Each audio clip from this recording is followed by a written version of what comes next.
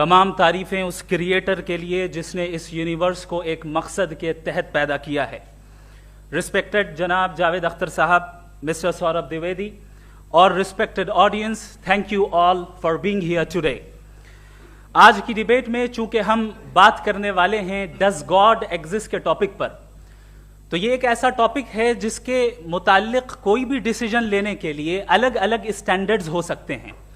लिहाजा डिबेट के शुरू में ये ज़रूरी है कि हम ये जान लें कि आज के इस टॉपिक में कौन सा स्टैंडर्ड सही होगा और कौन सा गलत होगा।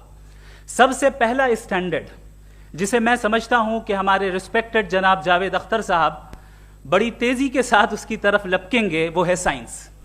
जबकि साइंस दर हकीकत खुदा के एग्जिस्टेंस को डायरेक्टली साबित करने या उसके एग्जिस्टेंस को डिनाई करने के लिए स्टैंडर्ड नहीं बन सकती। और उसकी वजह क्या है, ये मैं नहीं कह रहा, ये वो लोग कह रहे हैं जो साइंस के एक्सपर्ट्स हैं। नेशनल एकेडमी ऑफ साइंस कहती है science doesn't have the processes to prove और disprove the existence of God. Why?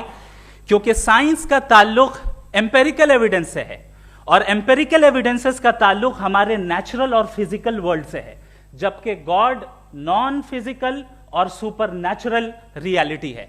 लिहाजा नॉन फिजिकल रियलिटी को आप उस टूल के साथ नहीं चेक कर सकते जिसका काम फिजिकल रियलिटी को तलाश करना है। लिहाजा आज इस डिबेट में गॉड की एग्जिस्टेंस को साबित करने या उसे डिनाई करने में साइंटिफिक एविडेंस को एक्सेप्ट नहीं किया जाएगा। दूसरा स्टैंडर्ड हो सकता है रेविलेशन, कि रेविलेशन के जरिए हम यह साबित करें कि गॉड एग्जिस्ट करता है या नहीं। लेकिन यह स्टैंडर्ड भी आज इररेलेवेंट है। क्यों? क्योंकि रेविलेशन मेरे नजदीक सोर्स ऑफ नॉलेज है, वैलिड सोर्स ऑफ नॉलेज है, लेकिन हमारे जावेद अख्तर साहब के नजदीक ये वैलिड सोर्स ऑफ नॉलेज नहीं है। लिहाजा आज की डिबेट में मैं एक भी एविडेंस किसी भी मजहबी स्क्रिप्चर से नहीं दूंगा ताकि जावेद अख्तर साहब के लिए वो अनएक्सेप्टेबल ना हो। तीसरा जो मेयार हो सकता है वो है ऑब्जर्वेशन, कि भाई कोई कहे कि हमें खुदा दिखाओ, अगर है तो दिखाओ, या ये कि खुदा के एग्जिस्टेंस पर एम्पेरिकल एविडेंस दो, तो ये है दर हकीकत गलत टूल का इस्तेमाल करना। ये ऐसा ही है कि जावेद साहब मुझसे ये मुतालबा करें कि मुफ्ती साहब आप मेटल डिटेक्टर के जरिए प्लास्टिक डिटेक्ट करके दिखाएं। अब चूंकि प्लास्टिक डिटेक्ट नहीं हो पा रही है लिहाजा plastic does not exist. No, you are using the wrong tool. इस टूल से प्लास्टिक को डिटेक्ट नहीं किया जाता। लिहाजा मैं समझता हूं कि गॉड के एग्जिस्टेंस पर एम्पेरिकल एविडेंस का मुतालबा करना एक बचकाना मुतालबा है और हमारे रिस्पेक्टेड जनाब जावेद अख्तर साहब इस स्टेज से अब बहुत आगे निकल चुके हैं। अब बचता है एक ही स्टैंडर्ड, और वो स्टैंडर्ड है अक्ल, लॉजिक, रीजनिंग। और यही वो स्टैंडर्ड है जिसके तहत गॉड की एग्जिस्टेंस को साबित किया जाएगा या गॉड की एग्जिस्टेंस को डिनाई किया जाएगा। लेकिन चूंकि ये बहुत इंपॉर्टेंट और सेंसिटिव टॉपिक है, इसलिए लॉजिकल आर्ग्यूमेंट भी ऐसा होना चाहिए जो डेफिनेटिव हो, इनडेफिनेटिव ना हो, जो 2 और 2 4 की तरह बिल्कुल वाजे हो, जिसे लॉजिकली रिजेक्ट करना पॉसिबल नहीं हो। फॉर एग्जाम्पल हम कहें हमारे रिस्पेक्टेड मिस्टर सौरभ साहब, ये एक इंसान है और तमाम इंसान कॉन्शियस बीइंग है। लिहाजा नतीजा क्या निकला, हमारे सौरभ साहब भी कॉन्शियस बीइंग है। क्या ये इनडेफिनेट आर्ग्यूमेंट है या डेफिनेट आर्ग्यूमेंट है? ये डेफिनेट आर्ग्यूमेंट है। ये 2 और 2 की तरह वाजे है, इसमें किसी तरह जो है लॉजिकली इसको रिजेक्ट नहीं किया जा सकता। तो अगर आज हमारे जावेद अख्तर साहब ऐसी कोई अकली दलील और लॉजिकल एविडेंस दें खुदा के ना होने पर जो डेफिनेट भी हो, तो मैं ये ऐलान करता हूं कि यकीनन मैं उस एविडेंस को कबूल करूंगा और उस पर गौर करूंगा। लेकिन साथ में यह भी ऐलान कर देता हूं प्रेडिक्शन के तौर पर कि ऐसा कोई डेफिनेट आर्ग्यूमेंट कोई नहीं पेश कर सकता। दलील हम देंगे और डेफिनेटिव दलील देंगे, लॉजिकल दलील देंगे, ऐसी दलील देंगे जो एंटायर एथिस्टिक वर्ल्ड उसे रेफ्यूट नहीं कर सकती। चलें अब हम एक एग्जाम्पल सोचते हैं, एक सिनेरियो, सिंपल सिनेरियो, तमाम ऑडियंस से गुजारिश है, हम और आप एक आइसोलेटेड आइलैंड पर हैं, ऐसा आइलैंड जहां पे हमसे पहले कोई कभी नहीं गया। चलते चलते आपके सामने अचानक आपने देखा एक पिंक कलर की बॉल पड़ी हुई है, सबसे पहला सवाल आपके जहन में क्या आएगा कि ये बॉल यहां क्यों आई, कैसे आई, ये पिंक कलर की ही क्यों है, कोई और कलर भी हो सकता था, ये इसी शेप में क्यों है, कोई और शेप भी हो सकता था। नेचुरली आप इस तरफ पहुंचेंगे कि कोई ना कोई है जिसने इन स्पेसिफिक प्रॉपर्टीज के साथ इस बॉल को बनाया है और यहां पे रखा है। चूंकि आप जानते हैं कि ये जो बॉल है इसका एग्जिस्ट करना जरूरी नहीं है, ये एग्जिस्ट कर भी सकती थी, नहीं भी कर सकती थी, और एग्जिस्ट करना ही था तो किसी और फॉर्म में करती, किसी और कलर में करती। अब आप इस बॉल को एक्सपैंड करते चले जाएं, एक्सपैंड करते चले जाएं, एक्सपैंड करते चले जाएं, यहां तक कि ये बॉल यूनिवर्स के साइज की हो जाए। बताइए कि क्या साइज के बढ़ जाने से सवाल बदल जाएगा? हरगिज नहीं बदलेगा। अभी भी सवाल रहेगा, ये यूनिवर्स कहां से आया, इन स्पेसिफिक प्रॉपर्टीज के साथ कहां से आया, क्यों आया, किसने बनाया, यह सवाल उस वक्त भी वैलिड रहेगा। लेकिन यह सवाल अगर हम जनाब जावेद अख्तर साहब से करें तो चूंकि इनका वर्ल्ड व्यू एथिस्टिक है, और सिर्फ इनका नहीं, मतलब जितने भी एथिस्ट हैं और एथिस्टिक वर्ल्ड व्यू को रखने वाले से अगर आप ये सवाल करें कि ये यूनिवर्स कहां से आया, तो इनका जवाब या तो आर्ग्यूमेंट फ्रॉम इग्नोरेंस होगा या डॉगमेटिक होगा। या तो ये कहेंगे कि मुझे नहीं पता कि ये कहां से आया, लिहाजा गॉड डज नॉट एग्जिस्ट, ये आर्ग्यूमेंट फ्रॉम इग्नोरेंस है, या ये कहेंगे कि ये यूनिवर्स खुद ब खुद बन गया। इसका मतलब ये है कि उस बॉल को भी खुद ब खुद बन जाना चाहिए, लेकिन बॉल के ताल्लुक से ये एक्सप्लेनेशन एक्सेप्ट नहीं की जाएगी कि ये खुद ब खुद बन गई, लेकिन यूनिवर्स के ताल्लुक से कर दिया जाएगा। इसे हम दूसरे अल्फाज में डॉगमा भी कह सकते हैं। दूसरी चीज, हमारे जावेद अख्तर साहब जरूर गॉड ऑफ गैप्स की मिसाल भी जरूर देंगे, और मिसाल देंगे कि पहले जमाने में बिजलियां कड़कती थी तो लोगों ने किसी एक खुदा की तरफ, और बारिश होती थी तो दूसरे खुदा की तरफ मंसूब कर दिया, उनके पास दलील नहीं थी। यह हमारा वर्ल्ड व्यू है ही नहीं, यह हमारा वर्ल्ड व्यू है ही नहीं, क्योंकि नेचुरल फेनोमेना के प्रोसेस की इंटरप्रिटेशन को जान लेने से यह कहां से साबित हो गया कि गॉड एग्जिस्ट नहीं करता है। इस पर मैं इंशाअल्लाह अभी आगे बात करूंगा। आप हजरात ये भी देखेंगे, और मैं ये एक्सपेक्ट करता हूं कि हमारे रिस्पेक्टेड जनाब जावेद अख्तर साहब जरूर इमोशनल आर्ग्यूमेंट्स भी देंगे, जो कि एक लॉजिकल फेलेसी है जब बात आती है ट्रुथ को डिसाइड करने में। क्यों? मिसाल के तौर पर वो कहेंगे कि अगर गॉड है तो ईविल क्यों एग्जिस्ट करता है, जबकि मैं कहता हूं ईविल का एग्जिस्ट करना गॉड के एग्जिस्ट करने की दलील है, उसके खिलाफ नहीं है। चूंकि अगर गॉड है तो हम सब उसके सामने अकाउंटेबल हैं, और अगर हम अकाउंटेबल हैं तो अकाउंटेबिलिटी के लिए ईविल का मौजूद होना जरूरी है, उसके बगैर हम अकाउंटेबल नहीं हो सकते। और अगर हम अकाउंटेबल नहीं हैं तो हम जनाब जावेद अख्तर साहब से पूछेंगे कि आप बताएं कि फिर सफरिंग इस दुनिया में क्यों है? अगर खुदा नहीं है तो सफरिंग क्यों है? और उन लोगों के जज्बे का क्या जिनके अंदर सफरिंग के बाद इंतकाम लेने का जज्बा पाया जाता है और वो इस दुनिया से ऐसे ही चले गए, क्या उनकी सारी तकलीफें बेकार चली जाएंगी?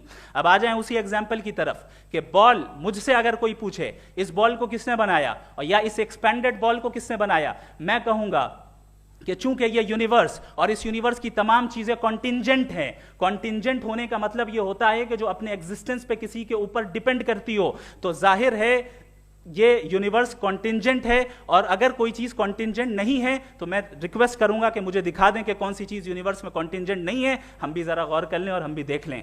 और जब कॉन्टिंजेंट चीजें मौजूद हैं तो फिलोसोफर्स की इस्तिलाह के मुताबिक, हम उस टर्मिनोलॉजी के मुताबिक हम उस जगह तक पहुंचते हैं और उस हस्ती तक पहुंचते हैं जिसे नेसेसरी बीइंग कहा जाता है, कि ये वो नेसेसरी बीइंग है जिसका मौजूद ना होना नामुमकिन हो। क्योंकि अगर ये मौजूद ना हो तो सारी चीजें एग्जिस्टेंस में आएंगी ही नहीं, और ये सारी कॉन्टिंजेंट चीजें उसी के ऊपर डिपेंड करती हैं। अब अगर आप ये सवाल करते हैं कि फिर उस हस्ती को किसने बनाया, फिर उसका कॉज क्या है, फिर उसका कॉज क्या है, फिर उसका कॉज क्या है, और एंडलेसली चले जाएं, इसे हम कहते हैं इन्फिनिट रिग्रेस ऑफ कॉजेस, जो कि लॉजिकल फेलेसी है। कॉन्सेप्चुअली इन्फिनिटी पॉसिबल है। मिसाल के तौर पे न्यूमेरिकल्स 1 2 3 गिनते चले जाएं, इन्फिनिट नंबर्स हैं। मैं कॉन्सेप्चुअली बात नहीं कर रहा, प्रैक्टिकली रियलिटी में साबित करके दिखाएं कि infinite regress of causes possible हैं या नहीं। अगर पॉसिबल हैं तो हम मान लेंगे, मिसाल दे दें, और पॉसिबल नहीं है तो एक ही ऑप्शन बचता है जिसे हम कहते हैं नेसेसरी बीइंग। ऐसी नेसेसरी बीइंग जो इंडिपेंडेंट है, क्योंकि अगर वो डिपेंडेंट हुई तो वो नेसेसरी नहीं रहेगी। ऐसी इंडिपेंडेंट बीइंग जो इटर्नल है, अगर वो इटर्नल नहीं होगी, उसकी बिगिनिंग होगी तो वो खुद कॉन्टिंजेंट है। ऐसी बीइंग जो पावरफुल है, क्योंकि कॉन्टिंजेंट को एक्चुअलाइज करने के लिए पावर चाहिए। ऐसी बीइंग जो इंटेलिजेंट है और नॉलेजेबल है, क्योंकि ये यूनिवर्स स्पेसिफिक फॉर्म और स्पेसिफिक लॉज ऑफ नेचर के तहत प्रिसाइजली चल रहा है। Thank you. थैंक यू मुफ्ती साहब। मैं इन दलीलों के बाद जावेद अख्तर साहब से गुजारिश करूंगा, आप बैठ के बोलना चाहेंगे या वहाँ जी।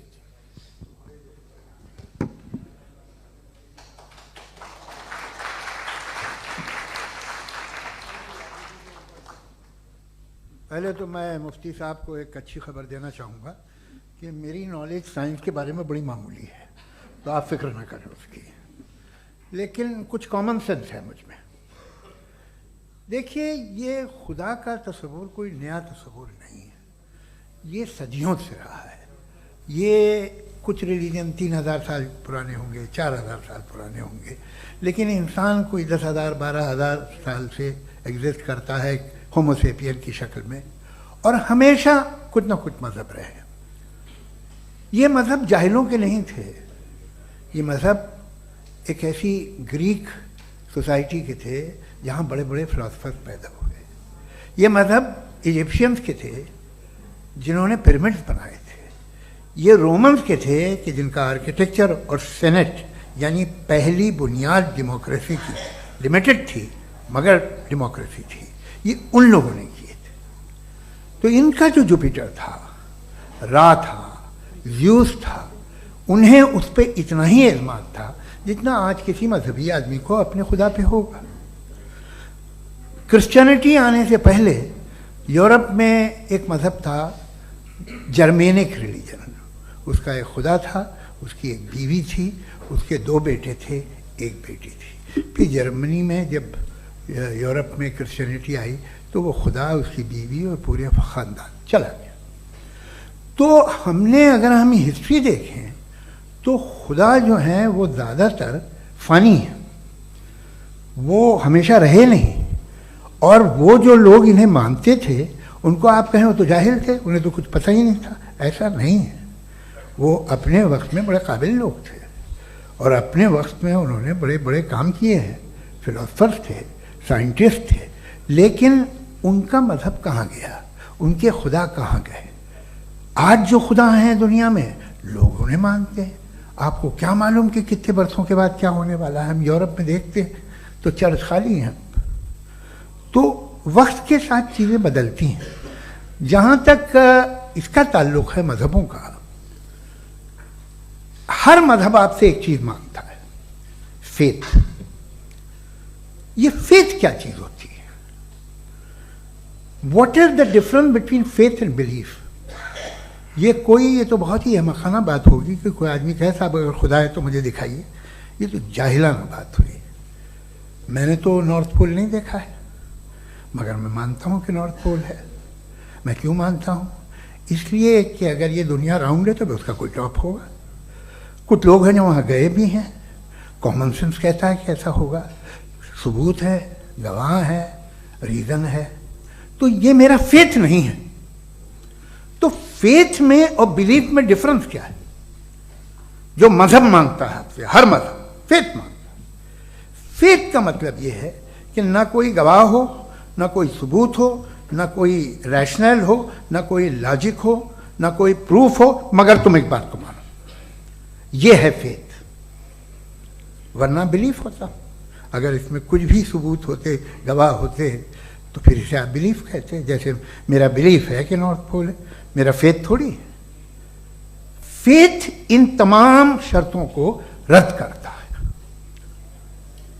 तो फिर स्टुपिडिटी क्या है? अगर मैं एक बात ऐसी मानूं जिसकी ना कोई लॉजिक है, ना कोई रैशनल है, ना कोई प्रूफ है, ना कोई गवाह है, ना कोई सबूत है, और मैं उसे मानूं, तो ये स्टुपिडिटी हुई।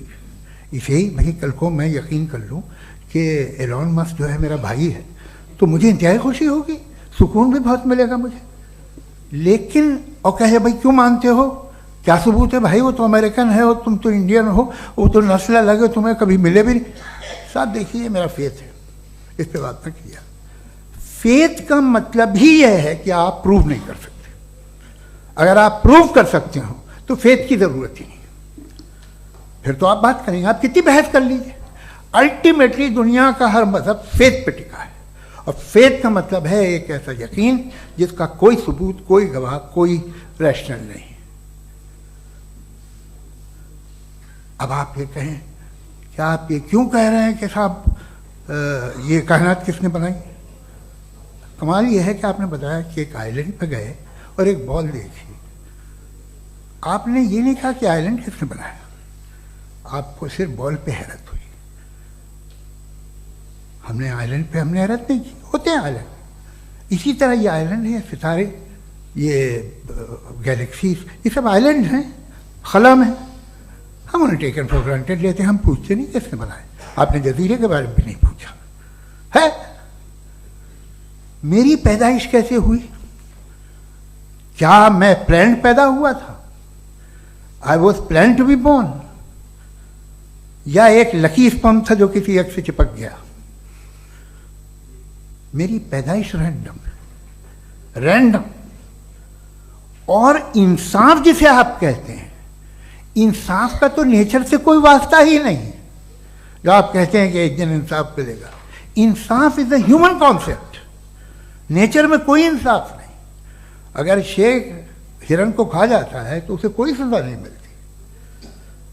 अगर एक आंधी आती है और हरे भरे पेड़ों को उखाड़ के फेंक देती है तो आंधियों की जेल नहीं होती है। नेचर में इंसाफ नहीं, इसलिए मुझे नेचर को इंसाफ की जरूरत भी नहीं। नेचर तमाम एक है।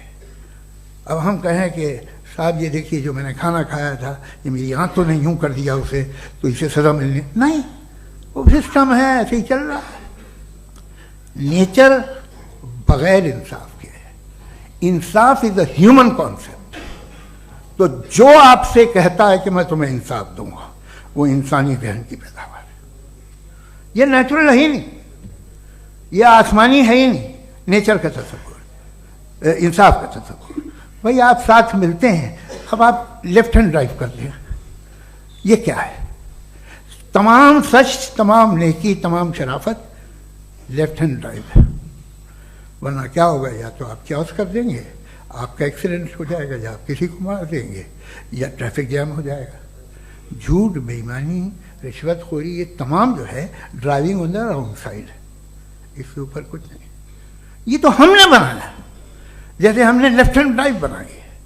ये कॉन्सेप्ट ऑफ इंसाफ जो है ये हमारा है, इसका नेचर से कोई वास्ता नहीं। शेर खा जाता है हिरन को, उसे जेल होती है क्या? कुछ भी नहीं, है ही नहीं।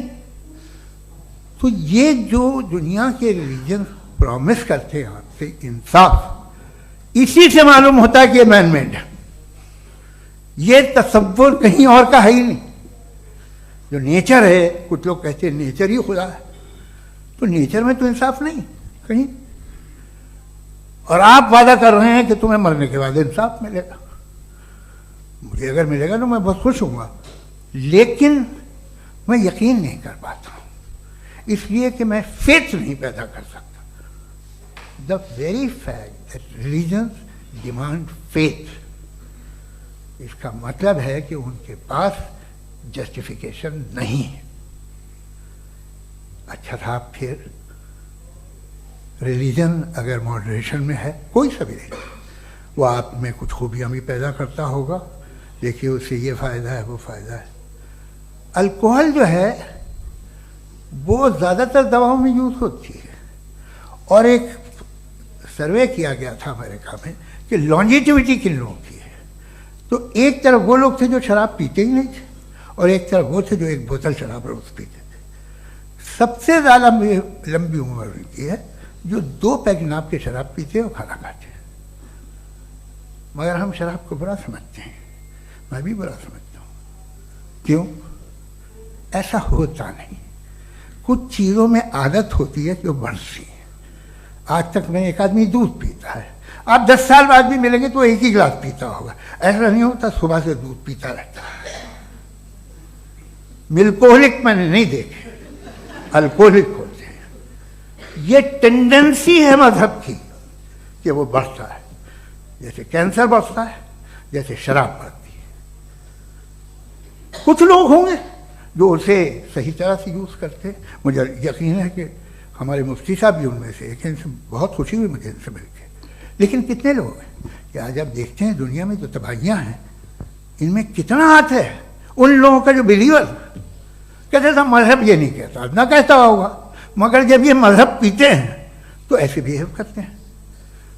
थोड़ा सा अगर हो तो शायद बहुत अच्छी बात, लेकिन शराब थोड़ी सी नहीं रहती, उसमें टेंडेंसी है पहले।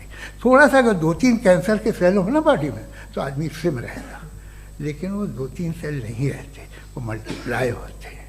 जावेद साहब टाइम पूरा हो गया। टाइम हो गया तो बस बात खत्म हो गई। अच्छा, मुझे कुछ और कहने को था भी नहीं। जी, मैं पहले जवाबी दौर के लिए इनवाइट कर रहा हूं मुफ्ती साहब को। Your rebuttal round 1, you have 7 minutes.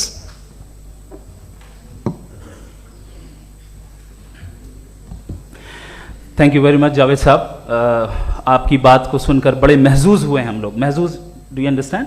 We enjoyed. Okay, अब थोड़ा सा लॉजिकली उसको हम लोग देखते हैं। दरअसल हम लोगों ने कल गुजारिश की थी मुफ्ती साहब से भी, जावेद साहब से भी, कि हिंदुस्तानी जबान आम फहम सबको समझ में आ जाए और जहां कहीं आप मुश्किल शब्द इस्तेमाल करें वहां बताते भी चलें। Thank you. तो सबसे पहले हमारे रिस्पेक्टेड जावेद साहब ने हवाला दिया कि खुदा फानी है। कितने मजहब आगे चले गए, किसी ने जुपिटर को खुदा माना, किसी ने किसी को माना। मैं कहता हूं जिसने कॉन्टिंजेंट चीज को खुदा माना, गलत माना, वो खुदा ही नहीं, वो खुदा ही नहीं है। हम तो नेसेसरी बीइंग को साबित करने बैठे हैं, वो नेसेसरी कॉज जो इटरनल है, जो अबदी भी है और अजली भी है। हम किसी और को साबित करने नहीं बैठे। दूसरी चीज उन्होंने कहा कि फेथ एंड बिलीफ, ये एक ऐसी डेफिनेशन है फेथ की जो इन्होंने पहली मर्तबा पेश की है, या माफ कीजिएगा इन्होंने पहली मर्तबा पेश नहीं की है, रिचर्ड डॉकिंस ने पहली मर्तबा पेश की है। मुझे मालूम है ये सोर्स कहां से है। एपिस्टेमोलॉजिकली फेथ और बिलीफ का फर्क आप इस तरह नहीं कर सकते सर। फेथ सही भी होता है, गलत भी होता है, बिलीफ सही भी होता है, गलत भी होता है। जो लॉजिक, रीजन और एविडेंस से बैक्ड होगा वो फेथ सही होगा। और आप जिस फेथ की बात कर रहे हैं कि इलॉजिकल है और उसके पीछे नहीं है, तो we are on the same page. हम नहीं मानते उस फेथ को, जो फेथ ऐसा हो जिसके पीछे कोई लॉजिक ना हो, एविडेंस ना हो, हम नहीं मानते। हम तो उस फेथ के कायल हैं जिसके पीछे लॉजिक हो और एविडेंस हो। तो बिलीफ सही भी होता है, गलत भी होता है, फेथ भी सही होता है और गलत भी होता है। तो आज फेथ और बिलीफ के डिफरेंस पे बात नहीं हो रही है। आज आप चाहे फेथ एक्सेप्ट कर लें या बिलीफ एक्सेप्ट कर लें, आज ये बात होगी कि ट्रूथ क्या है, चाहे ट्रू बिलीफ सही है या ट्रू फेथ सही है, और फॉल्स फेथ क्या है और फॉल्स बिलीफ क्या है, बात इस पे हो रही। दूसरी चीज इन्होंने पूछा स्टुपिडिटी फिर क्या है।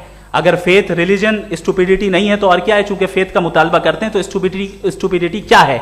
मैं कहता हूं स्टुपिडिटी एथिज्म है। उसकी वजह यह है कि आप एक सड़क पे जा रहे हो और आप किसी गार्डन में जाएं और देखें वहां लिखा है फूलों के साथ I love Javed Akhtar, and I really do, I love you sir. तो जब आप वहां पर पहुंचे तो वहां पहुंचकर अब ये बताएं, क्या आप ये कहेंगे वाह व्हाट अ नेचुरल सिलेक्शन?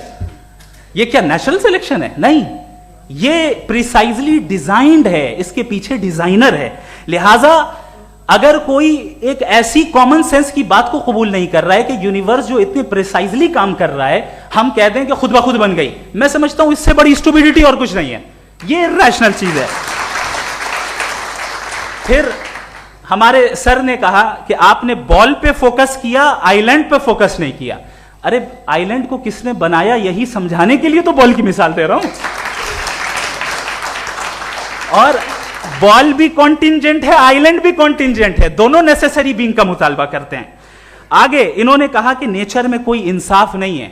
हम डिसाइड करते हैं कि मोरालिटी क्या होती है, इंसाफ क्या होता है। हम डिसाइड करते हैं, जैसे ड्राइविंग सीट में ट्रैफिक वाला, ये तो किसी खुदा ने नहीं कहा, ये है, इसे कहते हैं फॉल्स इक्विवेलेंस। ये एक लॉजिकल फेलेसी है। आपने जो है मिसाल दी ड्राइविंग की और ट्रैफिक की, ये सब्जेक्टिव मोरालिटी है। आप सब्जेक्टिव मोरालिटी को मिसाल बनाकर ऑब्जेक्टिव मोरालिटी के ऊपर नहीं थोप सकते। इंसाफ की ऑब्जेक्टिव मोरालिटी। अगर आप ये कहते हैं कि नेचर में इंसाफ नहीं है, तो इंसाफ का न होना ये नेचुरल हुआ, तो फिर नेचर को नेचर रहने दे। क्यों हम इतना स्ट्राइव कर रहे हैं दुनिया में इंसाफ लाने के लिए? ये तो इलॉजिकल बात है, इरैशनल बात है। इसलिए बहुत सी चीजें ऐसी हैं जो ऑब्जेक्टिवली जो है इविल या गुड हैं, और बहुत सी चीजें ऐसी हैं जो सब्जेक्टिवली हैं। सब्जेक्टिवली जो मोरल होता है या इमोरल होता है, उसको हम सोशल कंसेंसस से या पर्सनल प्रेफरेंस से डिसाइड करते हैं। लेकिन जो ऑब्जेक्टिव मोरालिटी है, जिसमें इंसाफ आया, जो इन्होंने बार बार रिपीट किया, ये ऑब्जेक्टिव है, सब्जेक्टिव नहीं है। अगर आप कहते हैं ये सब्जेक्टिव है, तो मेरा सवाल आपसे यह है, क्या सोशल कंसेंसस के जरिए अगर जुल्म को सही करार दे दिया जाएगा तो आप जुल्म को जस्टिफाई करेंगे? दूसरी चीज, इन्होंने यह कहा कि 2 पैक शराब पी लें तो वो उतने पे नहीं रहता, बढ़ जाता है। यही मामला मजहब के साथ है, 2 पैक आप पी लें बढ़ेगा। तो ये एक ऐसी मिसाल है, इसको कहीं भी फिट कर लें कि आप एथिज्म पे जब फिट करें, जब आप 2 पैक एथिज्म का लेंगे ना, तो वो बढ़ बढ़ के नॉर्थ कोरिया बनेगा। Thank you.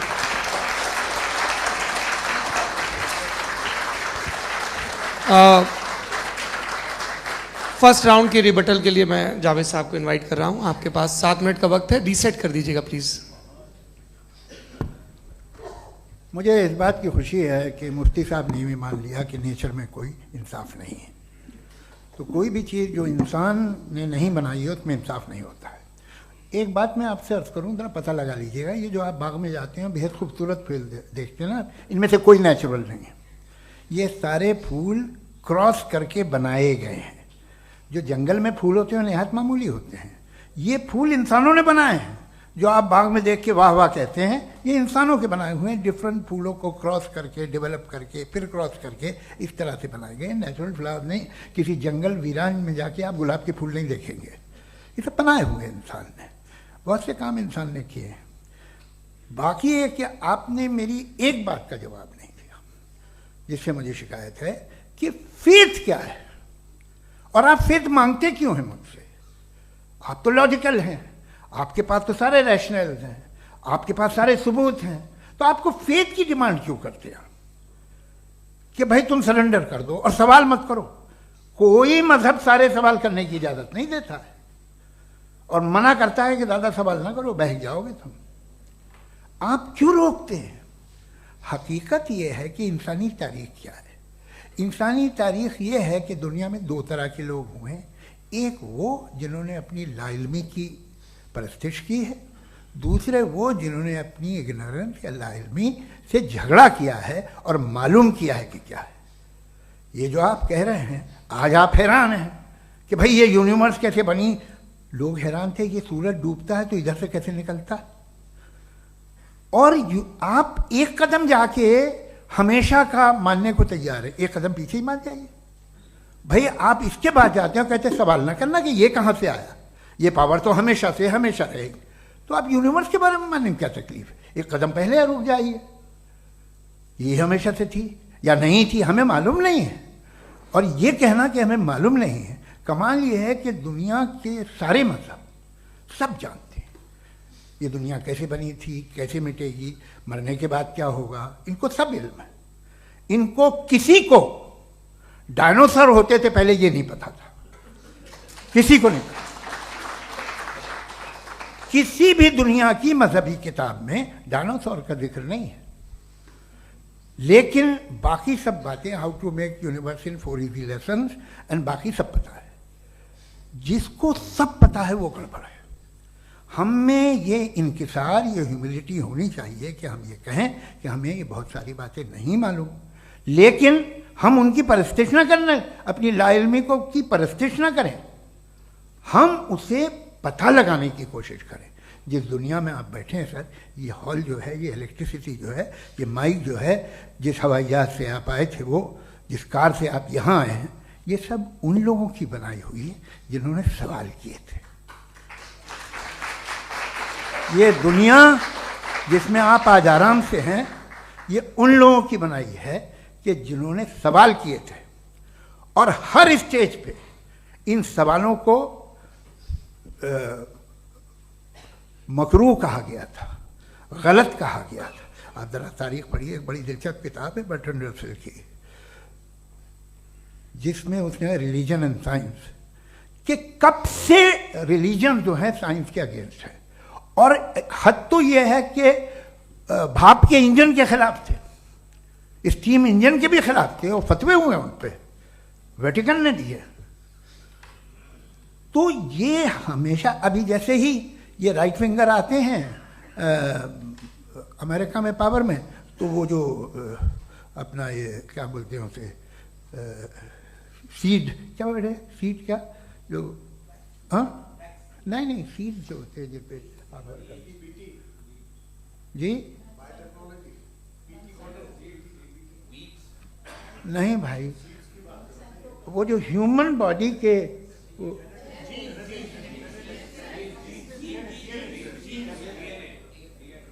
उस पर रिसर्च बंद हो जाती है, रिपब्लिकन नहीं करने देते। अरे भाई इतना डर क्या है तुम्हें? एक ज़माने में बहुत नाराज थे ये सारे मजहबी लोग कि ये इंसान तो इंसान बनाने की कोशिश कर रहा है। आपको क्या तकलीफ भाई, बना ले तो बना लेने दो, ये खौफ क्या है? और ये सब आज जो आप कह रहे हैं नामुमकिन है, ये कैसे हुआ? मुझे एक किस्सा याद आता है। जब मैं छठी क्लास में था तो मैं मैथमेटिक्स में बहुत वीक था, तो एक टीचर रख दिया गया, उसने 1 2 3 4 5 6 7 को सिखा दिया मुझे। वो दिन मैं भूल नहीं सकता हूँ मुफ्ती साहब, जिस दिन उसने ये बताया कि 1/2 क्या होता है और 3/4 क्या होता है, मुझे ऐसा लगा कि मेरा सर बीच से फट जाएगा। ये आदमी कह रहा है कि जो दीवार के अंदर जाओ वॉक करते हुए। आज हंसता हूँ मैं इस बात पे। तो आज जो बातें आपके जहन से बिल्कुल परे हैं और आप हैरान होते उन्हें देख के, एक वक्त आएगा कि मामूली लगेंगे। और हुआ है, आपकी इंसानी तारीख ही है। इतनी जल्दी सारे फैसले आप मत कर लीजिए, थोड़ा ये ह्यूमिलिटी रखिए कि भाई ये हमें नहीं मालूम। ये कहने में क्या आ रहा है? ये यूनिवर्स कहाँ तक फैली, ये कब से है और कब तक रहेगी, हमें नहीं मालूम। आपने फैसला कर लिया कब बनी। ये आपके हिसाब से कोई 14 बिलियन ईयर बनी जो समझा जाता है। उससे पहले हजारों करोड़ों अरबों साल तक खुदा बैठा क्या कर रहा था? खामोश बैठा था, ऐसी जमाइयाँ ले रहा था। फिर उसे आइडिया आया, यार एक काम करते, वक्त अच्छा गुजर जाएगा, यूनिवर्स पर आपसे सोचिए।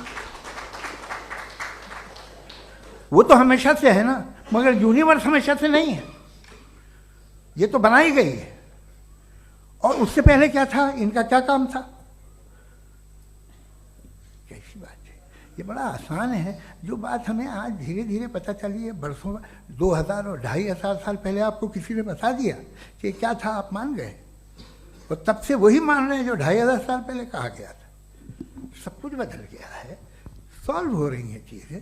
अभी साइंस बिल्कुल दावा नहीं करती, या कोई फिलोसफर ये दावा नहीं करता कि हमें सब मालूम, बल्कि वो कहता है कि हमें जितना मालूम होता है उससे ये मालूम होता है कि हमें कितना कम मालूम। तो हम अपनी जहालत से लड़े, उसकी परस्तिश न करें। जी, टाइम है। Thank you so much. मैं तर्कों की श्रृंखला में राउंड 2 के लिए मुफ्ती साहब को आमंत्रित कर रहा हूँ। आपके पास एक बार फिर से 7 मिनट का वक्त है। शुक्रिया। जनाब जावेद अख्तर साहब कई मर्तबा दोहरा रहे हैं कि फेथ का मतलब बताइए, फेथ का मतलब बताइए। मैंने बता दिया, फेथ सही भी होता है, गलत भी होता है। और आज हम फेथ पे बात नहीं कर रहे, हम ट्रुथ और डज गॉड एग्जिस्ट पे बात कर रहे हैं। क्या डज गॉड एग्जिस्ट, ये ट्रुथ यानी गॉड है या नहीं है, इसमें से दोनों ट्रुथ क्या है। अब आप उसे फेथ कह लें, बिलीफ कह लें, नॉट माई बिजनेस। उसके बाद आपने कहा कि भाई सवाल करने से मजहब रोकता है। मैं कहता हूं जो रोकता है वो रोकता होगा, मैं नहीं रोकता, बल्कि सवाल करें, सवाल करना चाहिए। सवाल कर करके तो हम आगे बढ़ते हैं, तरक्की करते हैं, और इसीलिए मैं आज यहां पे आया हूं। लेकिन सवाल सिर्फ खुदा से नहीं होगा, आपसे भी होगा। सवाल एथिज्म से भी होगा, सवाल सिर्फ मजहब से नहीं होगा, सबसे होगा। और आज मैं सवाल करूंगा और उम्मीद है कि आप जवाब देंगे। अभी तक आपने वैसे कॉन्टिंजेंसी आर्ग्यूमेंट का कोई जवाब नहीं दिया। चलें, आपने कहा यूनिवर्स के बारे में इटर्नल क्यों नहीं बोल देते। ये चूंकि लॉजिकली पॉसिबल ही नहीं है कि यूनिवर्स इटर्नल हो। यूनिवर्स एक कॉन्टिंजेंट चीज है जो टाइम एंड स्पेस के पाबंद है, टाइम एंड स्पेस से बाउंड है। जो टाइम एंड स्पेस से बाउंड होगा वो कॉन्टिंजेंट होगा, जो कॉन्टिंजेंट होगा वो उसकी बिगिनिंग हुई होगी, जिसकी बिगिनिंग हुई होगी वो इटर्नल नहीं हो सकता। ये तो कॉमन सी बात है। आपने कहा कि किसी मजहबी किताब में डायनासोर का जिक्र नहीं है। अफसोस कि आज तक किसी मैथमेटिक्स के किताब में मुझे डायनासोर का जिक्र नहीं मिला। तो इसका मतलब मैथमेटिक्स की किताब बेकार है? नहीं, उसका वो टॉपिक नहीं है। रेवलेशन का और मजहबी किताबों का टॉपिक ये नहीं है कि आपको आके बताए साइकिल कैसे बनाते हैं, या आकर ये बताएं कि जो है डायनासोर कब था। वो तो मोरालिटी सिखाने आया है, गॉड के बारे में बताने आया, नॉन फिजिकल रियलिटी की हकीकत को सिखाने के लिए आया। रिलीजियन साइंस को रोकता है? नहीं रोकता। अगर रोकता है तो गलत करता है। रिलीजियन साइंटिज्म को रोकता है, जिसमें हमारे जावेद साहब मुब्तला है। साइंस और साइंटिज्म में फर्क है। साइंटिज्म यह है कि आप समझें कि साइंस और साइंटिफिक मेथोडोलॉजी ये नॉलेज को हासिल करने का वाहिद सोर्स ऑफ नॉलेज है। यह है साइंटिज्म। हम इसे रिजेक्ट करते हैं। हम साइंस को तो तरक्की करते हैं, भाई आप हमारी पूरी तारीख कर लें, पढ़ लें तो आपको पता चल जाएगा। बहरहाल ये अलग टॉपिक है। उसके बाद इन्होंने एक लफ्ज कहा, वेटिकन ने फतवा दिया। वेटिकन का फतवे से कोई ताल्लुक नहीं है, दोनों कॉन्ट्राडिक्टरी अल्फाज हैं। उसके बाद उन्होंने कहा कि भाई हमें नहीं मालूम। अगर नहीं मालूम तो क्लियरली कह देना कि नहीं मालूम है, इसमें क्या हर्ज है? तो वही तो मैं कह रहा हूं ना कि आप कह दें कि नहीं मालूम, लेकिन क्लेम क्यों कर रहे हैं कि गॉड एग्जिस्ट नहीं कर रहा है? आप कह दें नहीं मालूम है, हो सकता है हो सकता ना हो, लेकिन आप क्लेम कर रहे हैं। The moment you say God does not exist, this is a claim, and now the burden of proof is upon you too, जैसे हमारे ऊपर है। और क्यों है मैं बताता हूं, क्यों है ये भी मैं बताता हूं। फिलोसॉफिकली जो क्लेम होता है ना, सिर्फ ये नहीं होता कि इंसान कहे पॉजिटिव क्लेम करे और नेगेटिव क्लेम करे तो बर्डन ऑफ प्रूफ नहीं है। आप मिसाल के तौर पे मैं कहूं कि फुला उस कमरे में कोई नहीं है, मैंने एक नॉलेज का क्लेम किया है। उस कमरे में कोई नहीं है, मैंने एक नॉलेज का क्लेम किया। या तो मैं कहूं मुझे नहीं पता, हो भी सकता है नहीं भी हो सकता है, this is not a claim. लेकिन जब मैं कह रहा हूं कि वहां कोई नहीं है, या मैं कह रहा हूं वहां कोई है, दोनों क्लेम है और दोनों के ऊपर बर्डन ऑफ प्रूफ है। हमारे ऊपर भी बर्डन ऑफ प्रूफ है। मैंने कंटिजेंसी आर्ग्यूमेंट दिया, इसे तोड़कर दिखाइए। आखिरी चीज, इन्होंने कहा कि खुदा दुनिया बनाने से पहले 150 साल पहले या करोड़ों साल पहले क्या कर रहा था। अरे हजरत, चलें बहरहाल मैं जवाब दे देता हूं। आप हमारे रिस्पेक्टेड पर्सनैलिटी हैं, अगर आप नहीं होते तो मैं इसे एंटरटेन ही नहीं करता। टाइम, ये 100 साल पहले या 100 साल बाद, पहले बाद में अभी, ये वो अल्फाज हैं जिनका ताल्लुक टाइम से है। टाइम शुरू ही हुआ है यूनिवर्स की बिगिनिंग के बाद, तो उसके पहले खुदा क्या कर रहा था? सवाल इलॉजिकल है, ये फेलेसी है। यानी आप ये कह रहे हैं कि यूनिवर्स के बनने से पहले खुदा क्या कर रहा था? टाइम के बनने से पहले, पहले का ताल्लुक टाइम से, टाइम उस वक्त था ही नहीं, तो ये सवाल ही इनवैलिड है खुदा के ताल्लुक से। दूसरी चीज, आर्ग्यूमेंट ऑफ कंटिजेंसी जो मैंने आपके सामने पेश की है, आपने बार बार ये प्रूफ किया और ये कह रहे हैं कि गॉड ऑफ गैप्स। देखिए पहले नहीं मालूम था, साइंस ने कर दिया। सिंपल्स की मिसाल से मैं समझा देता हूं। जिस गैप्स की आप बात कर रहे हैं ना, साइंस उन गैप्स को जिन चीज के जरिए भी प्रूव करेगा वो कॉन्टिजेंट ही होगा। अब चाहे वो फोर्स हो, मैटर हो या एनर्जी हो। लिहाजा सवाल हमारा उस वक्त भी वैलिड होगा जब तक कि आप नेसेसरी बीइंग पे ना आ जाएं।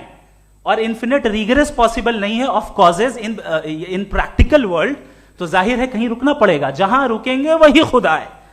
दूसरी चीज, आपने ये कहा, क्या कह रहा था मैं, किस पॉइंट को? What? Oh no, after that, just now. हाँ, जहां रुकेंगे वही खुदा है। बहरहाल, तो टाइम का जिक्र हो गया। गॉड ऑफ गैप, सॉरी, या इसकी एक मिसाल आप ले लें। एक कार है, एक साहब ने देखा कि भाई कार जो है उसके व्हील्स कितने अच्छे लगे हुए हैं, सही जगह पे। स्टीयरिंग जो है कितने अच्छे जगह पे लगी हुई है, और सीट्स कितने वेल डिजाइंड है, कितनी प्रिसाइजली ये कार काम कर रही है। तो जरूर कोई ना कोई इसे क्रिएट किया है, किसी ने क्रिएट किया है। अब जावेद साहब आए और कहे, अरे जनाब बोनेट खोलिए, इसमें इंजन है, इंजन इस कार को चला रहा है, hence prove no one has created the car. This is illogical, this is irrational. आपने इंजन के जरिए उस गैप को तो साबित किया, लेकिन क्या उससे कार की जो क्रिएशन है और उसका जो क्रिएटर है ये इम्पॉसिबल हो जाए? ऐसा पॉसिबल है? उसका सवाल खत्म हो जाए, ऐसा पॉसिबल है? नहीं। आपने गैप्स को फिल करके, कॉन्टिंजेंट चीजों से गैप्स को फिल करके हमारे ऑब्जर्वेशन को और ब्रॉड कर दिया। अब हमें और पता चल गया कि ये जो कार है इसका सिस्टम कितना ज्यादा कॉम्प्लेक्स है। पहले कम समझते थे, अब कॉम्प्लेक्सिटी और ज्यादा वाजे हो गई। अब हमें समझ में आ रहा है कि हमारी सर्टेनिटी और बढ़ गई कि जरूर इस कार को किसी ना किसी ने बनाया। यही मामला यूनिवर्स का है। साइंस हमेशा फिजिकल वर्ल्ड की चीजों को ही फिल करती जाएगी और फिजिकल चीजों से ही करती जाएगी, चूंकि एम्पेरिकल एविडेंस का ताल्लुक फिजिकल वर्ल्ड से है।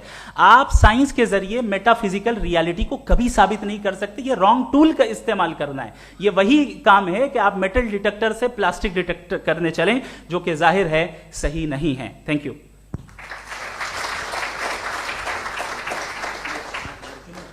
जी, ये आर्ग्यूमेंट का राउंड 2 है। हाँ। 7 मिनट है। पहले तो मैं आपसे अर्ज करूं कि आपने कहा कि जब कायनात ही नहीं थी तो वक्त भी नहीं था, कुछ भी नहीं था। कैसे नहीं था? खुदा था। एक एग्जिस्टेंस तो था ना खुदा का। तो जब खुदा था तो वक्त भी होगा। ऐसा नहीं कि कुछ भी नहीं था, खुदा था। अच्छा, बाकी एक आपने कहा साहब आप साबित कीजिए, आपके पास भी लॉजिक है या मेरे पास भी लॉजिक है। आपका मेरा जिम्मेदारी नहीं है साबित करना कि खुदा है। बर्टन रसल ने बड़ी अच्छी बात कही। बर्टन रसल ने बड़ी अच्छी बात कही। मैं आपसे अगर ये दावा करूं कि एक चाय की केतली मरीख के चारों तरफ घूम रही है, मार्स के चारों तरफ, तो ये आपका काम नहीं है कि आप साबित करें कि कोई चाय की केतली नहीं है। ये मेरा काम है, मैंने दावा किया है। ये दावा तो मजहबी लोग करते हैं कि खुदा है। मैं क्यों साबित करूं कि नहीं है? जब तक आप मुझे कन्विंस नहीं कर देंगे मैं नहीं मानूंगा। आपकी जिम्मेदारी है, मेरी जिम्मेदारी नहीं है। दोयम ये कि ये जो आप कह रहे हैं, जो गैप्स हैं, ये गैप जब जब किसी मजहब को चैलेंज करते हैं, जब ऐसा कोई बात आती है तो हंगामा हो जाता है कि जब वो चैलेंज करें किसी फेथ को। ये तमाम साइंस जो है इसे मुख्तलिफ जगहों पे मुख्तलिफ वक्तों में मजहब ने रोकने की कोशिश की है। ये किताब है religion and science, Burton Russell की, पढ़िएगा, अच्छी लगेगी आपको। तारीख ही है साइंस, मजहब की साइंस से उसका यही रिश्ता है। अच्छा, अब ये हम सोचें कि बहरहाल ये वजूद जो है मजहब और ये बिलीव इन गॉड इंसान को बेहतर बना देता है। तो एक काम कीजिए, हिंदुस्तान वर्ल्ड का नक्शा लीजिए और मार्क कीजिए कि रिलीजन कहाँ कहाँ ज़्यादा है, कहाँ कहाँ, चाहे वो लैटिन अमेरिका हो या मिडल ईस्ट हो या फार ईस्ट हो या हिंदुस्तान के वो इलाके जहाँ मजहबियत ज़्यादा है। रख दीजिए नक्शा अलग। अब दूसरा नक्शा कि कहाँ कहाँ नाइंसाफ़ी, रिप्रेशन, औरतों के हुकूक की पामाली, जुल्म, डिक्टेटरशिप कहाँ है। नक्शा एक ही होगा। तो आप मुझे बताएं कि जो इसका तरकीब इस्तेमाल क्या है। खुदा का तरकीब इस्तेमाल तो बताइए। आप छोटी सी दवा सड़क पे बेचते हैं, उसकी भी तरकीब इस्तेमाल बताते हैं। इसके इस्तेमाल से तो फायदा नहीं हुआ किसी को। जो सारे के सारे खराब मुल्क हैं, खराब समाज है, वो सारे जुल्म खुदा के नाम पे करते हैं। वो गलत करते हैं, सही करते हैं, मुझे क्या लेना देना उससे। इस्तेमाल से मालूम होता ना। एक विस्की की बोतल कभी शायद देखी हो आपने, लाल रंग की होती है, उस पर रोशनी और छपड़ा इंतहाई खूबसूरत लगती है, क्या बिगाड़ रही है किसी का। उसका इस्तेमाल गलत है, इसलिए आप उसे नापसंद करते हैं। इसका इस्तेमाल गलत है, इस तसव्वुर का इस्तेमाल ही गलत है और हमेशा से गलत हुआ है। आप देख लीजिए, इंसानी तारीख देख लीजिए, आज देख लीजिए, हिंदुस्तान देखिए, दुनिया देख लीजिए, क्या हो रहा है। इसे कैसे इस्तेमाल कर रहे हैं। फेथ वाले लोग क्या फेयर हैं, जस्ट हैं, जो अपने खुदाओं पे यकीन रखते हैं, वो किस तरह के लोग हैं। वो लोगों को इंसाफ देते हैं, वो बेहतर इंसान बने। तो इस दवा का फ़ायदा क्या है। चलो बहुत फ़ायदा हो रहा तो मैं इस्तेमाल कर लूँगा, मैं मुझे तो इस दवा का कोई फ़ायदा दिखता ही नहीं।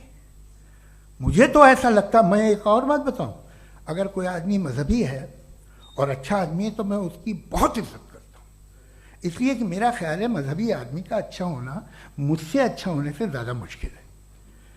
भाई हर चीज़ की एक लिमिट है। आप इतना भाग सकते हैं, इतना नहीं भाग सकते, इतना वजन उठा सकते, इतना नहीं उठा सकते, इतना दूर देख सकते हैं, इतना दूर नहीं देख सकते। उसी तरह कॉमन सेंस कहता है कि आप में नेकी का भी एक कोटा होगा। अब आप अगर सुबह जाते हैं अपनी इबादत गाह और इबादत करते हैं तो बाहर निकलते हैं तो आप तो यही महसूस करते हैं कि आपने एक बहुत अच्छा काम किया, आपकी नेकी का एक बहुत बड़ा कोटा खर्च हो गया जिससे किसी का कोई फायदा नहीं हो। मैं तो नहीं जाता हूँ, तो मुझे तो किसी को खाना खिलाना पड़ेगा, किसी बेवा की मदद करनी पड़ेगी, मैं अपना कोटा कैसे कंज्यूम करूँ? आप अपना कोटा सारे मजहबी लोग इंतहाई यूजलेस कामों में यूज करते हैं, उसके बाद भी अगर आप में बच्ची है थोड़ी सी शराफत, तो भाई वाह क्या बात है।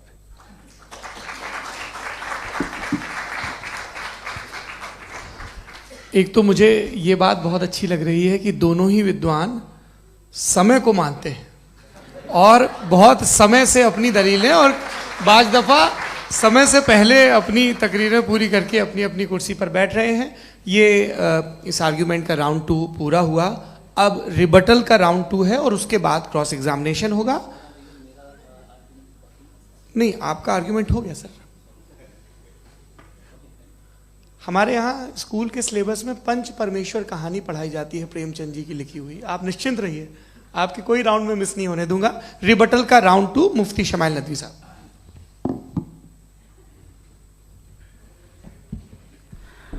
असल में जो हकीकी प्रॉब्लम है, असल प्रॉब्लम है वो ये है कि जावेद साहब के पास कॉन्सेप्ट ऑफ गॉड क्लियर नहीं है।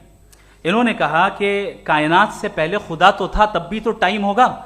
ये टाइम कायनात का हिस्सा है।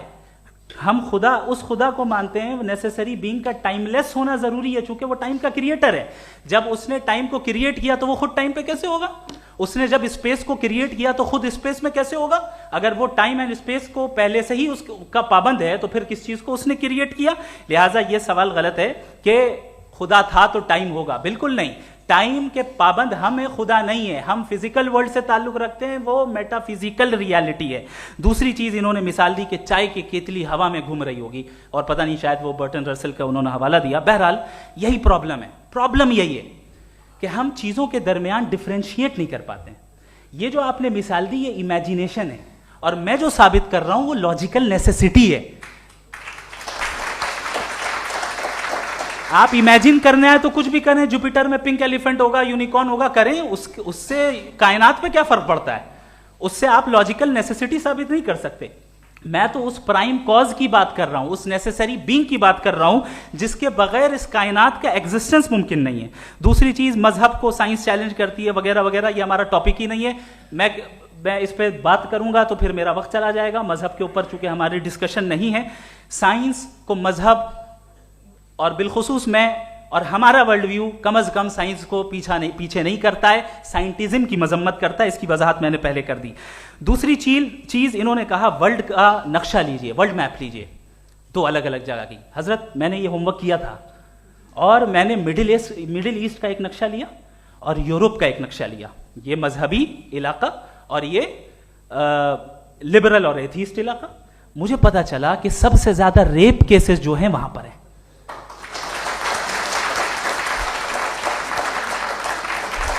मुझे ये पता चला यूएन की रिपोर्ट के मुताबिक, मैं ये अपने घर से नहीं लेके आ रहा, कि जो वर्किंग वुमेन है यूरोपियन कंट्रीज में, उसमें 81% वुमेन सेक्सुअल हैरेसमेंट का वर्क में शुमार हो रही है। ये मिडिल ईस्ट में नहीं हो रहा है, वो मजहबी लोग हैं इसलिए नहीं हो रहा है। दूसरी चीज, आपने ये कहा कि मजहबी आदमी का अच्छा होना हमारे अच्छे होने से बहुत मुश्किल है, बहुत मुश्किल है। तो इसका मतलब यह है कि गॉड के अलावा आपके पास अच्छे और बुरे का कोई स्टैंडर्ड है। मैं चाहूंगा कि कन्वर्सेशनल स्टाइल वाली डिस्कशन और सेगमेंट पे इसी पे बात कर लेते हैं। Thank you very much.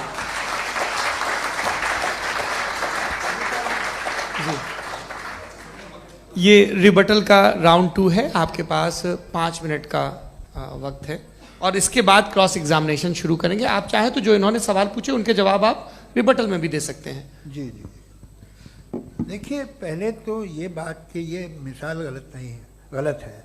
इन्होंने पहले ही हमको डिसार्म कर दिया। कह लिया अकल से मामला सॉल्व नहीं हो सकता, लॉजिक से आप पहुंच नहीं सकते। ये एक मेटाफिजिकल चीज़ है। मेटाफिजिकल अजीब सा लफ्ज़ है, ठीक से किसी को माने नहीं मालूम इसके, तो ऐसा लगता है कुछ बड़ी चीज़ है। अरे भाई, क्या होता है मेटाफिजिकल? बताओ, खड़ी हो। ये एक लफ्ज़ है जो कहीं भी इस्तेमाल हो जाता है। जब आप एक बात कर रहे हैं और आप मुझसे बहस कर रहे हैं तो मुझे मेटाफिजिकल मत बताइए, आप लॉजिकली मुझे प्रूफ किए। और अगर लॉजिकली आप नहीं बात करते साहब ये मेटाफिजिकल है, तो फिर हम आप बात क्या कर रहे हैं? मेरा आपका किस ज़बान में कॉन्वर्सेशन होगा। और ये कहना कि वक्त पहले नहीं था तो फिर क्यों कहते हैं ये हमेशा से और हमेशा रहेगा? हमेशा वक्त है, तो आप कैसे कहते हैं वो हमेशा से है और हमेशा रहेगा? हमेशा का मतलब है कोई वक्त, अगर वक्त ही नहीं है तो हमेशा कैसे? बाहर वो रहेगा। अब मैं ये देखता हूँ, आपने कहा ना कि वहाँ रेप ज़्यादा होते हैं, तो हम एक बात देखते हैं कि ये दुनिया जिस पे वो कादर मुतलक है, जिसकी मर्जी के बगैर पत्ता भी नहीं हिलता, ओमनीपोटेंट है, ये दुनिया चल कैसे रही है? और इस दुनिया का हाल क्या है?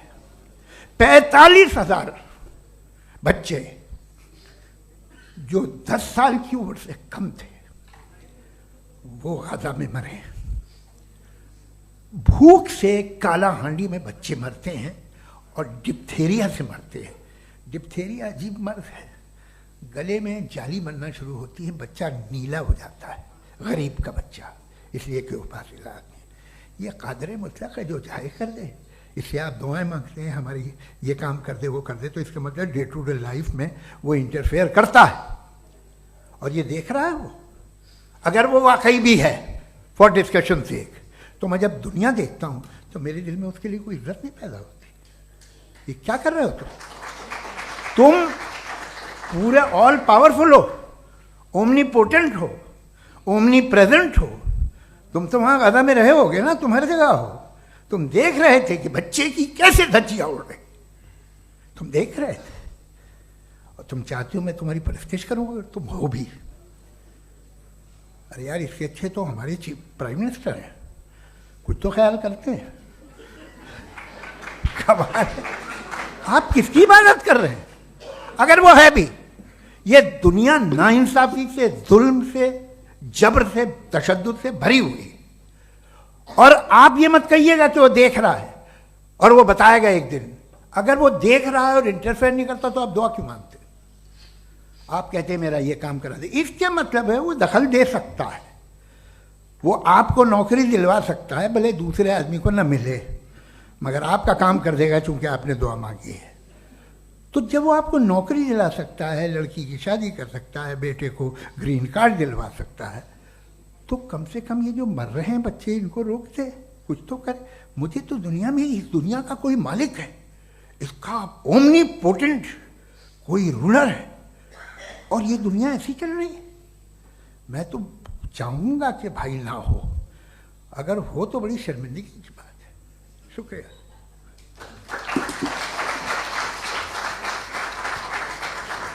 देवियों और सज्जनों, इस बहस के 2 राउंड और 2 रिबटल पूरे हो चुके हैं। अब सबसे ज़रूरी और सबसे मुश्किल राउंड शुरू हो रहा है, क्रॉस एग्जामिनेशन का। अब इन विद्वानों की सज्जनता की एक परख भी होगी और वक्त हमने 16 मिनट का तय किया है। पहला सवाल आप पूछना चाहेंगे? जी बिल्कुल। पहले बोले भी आप माइक ले लीजिएगा हाथ में, ये नीचे से ऑन जी। मैं बोलता हूँ, ये डायस हटा सकते हैं क्या हम थोड़ा क्विकली? डायस पीछे कर दीजिए बस थोड़ा सा, है, ताकि ये जो दाएं बाएं लोग बैठे हैं इसे हटा दीजिए। अब हम वहां तो जाने वाले नहीं, आराम से आराम से दोनों तरफ से हटा दीजिए।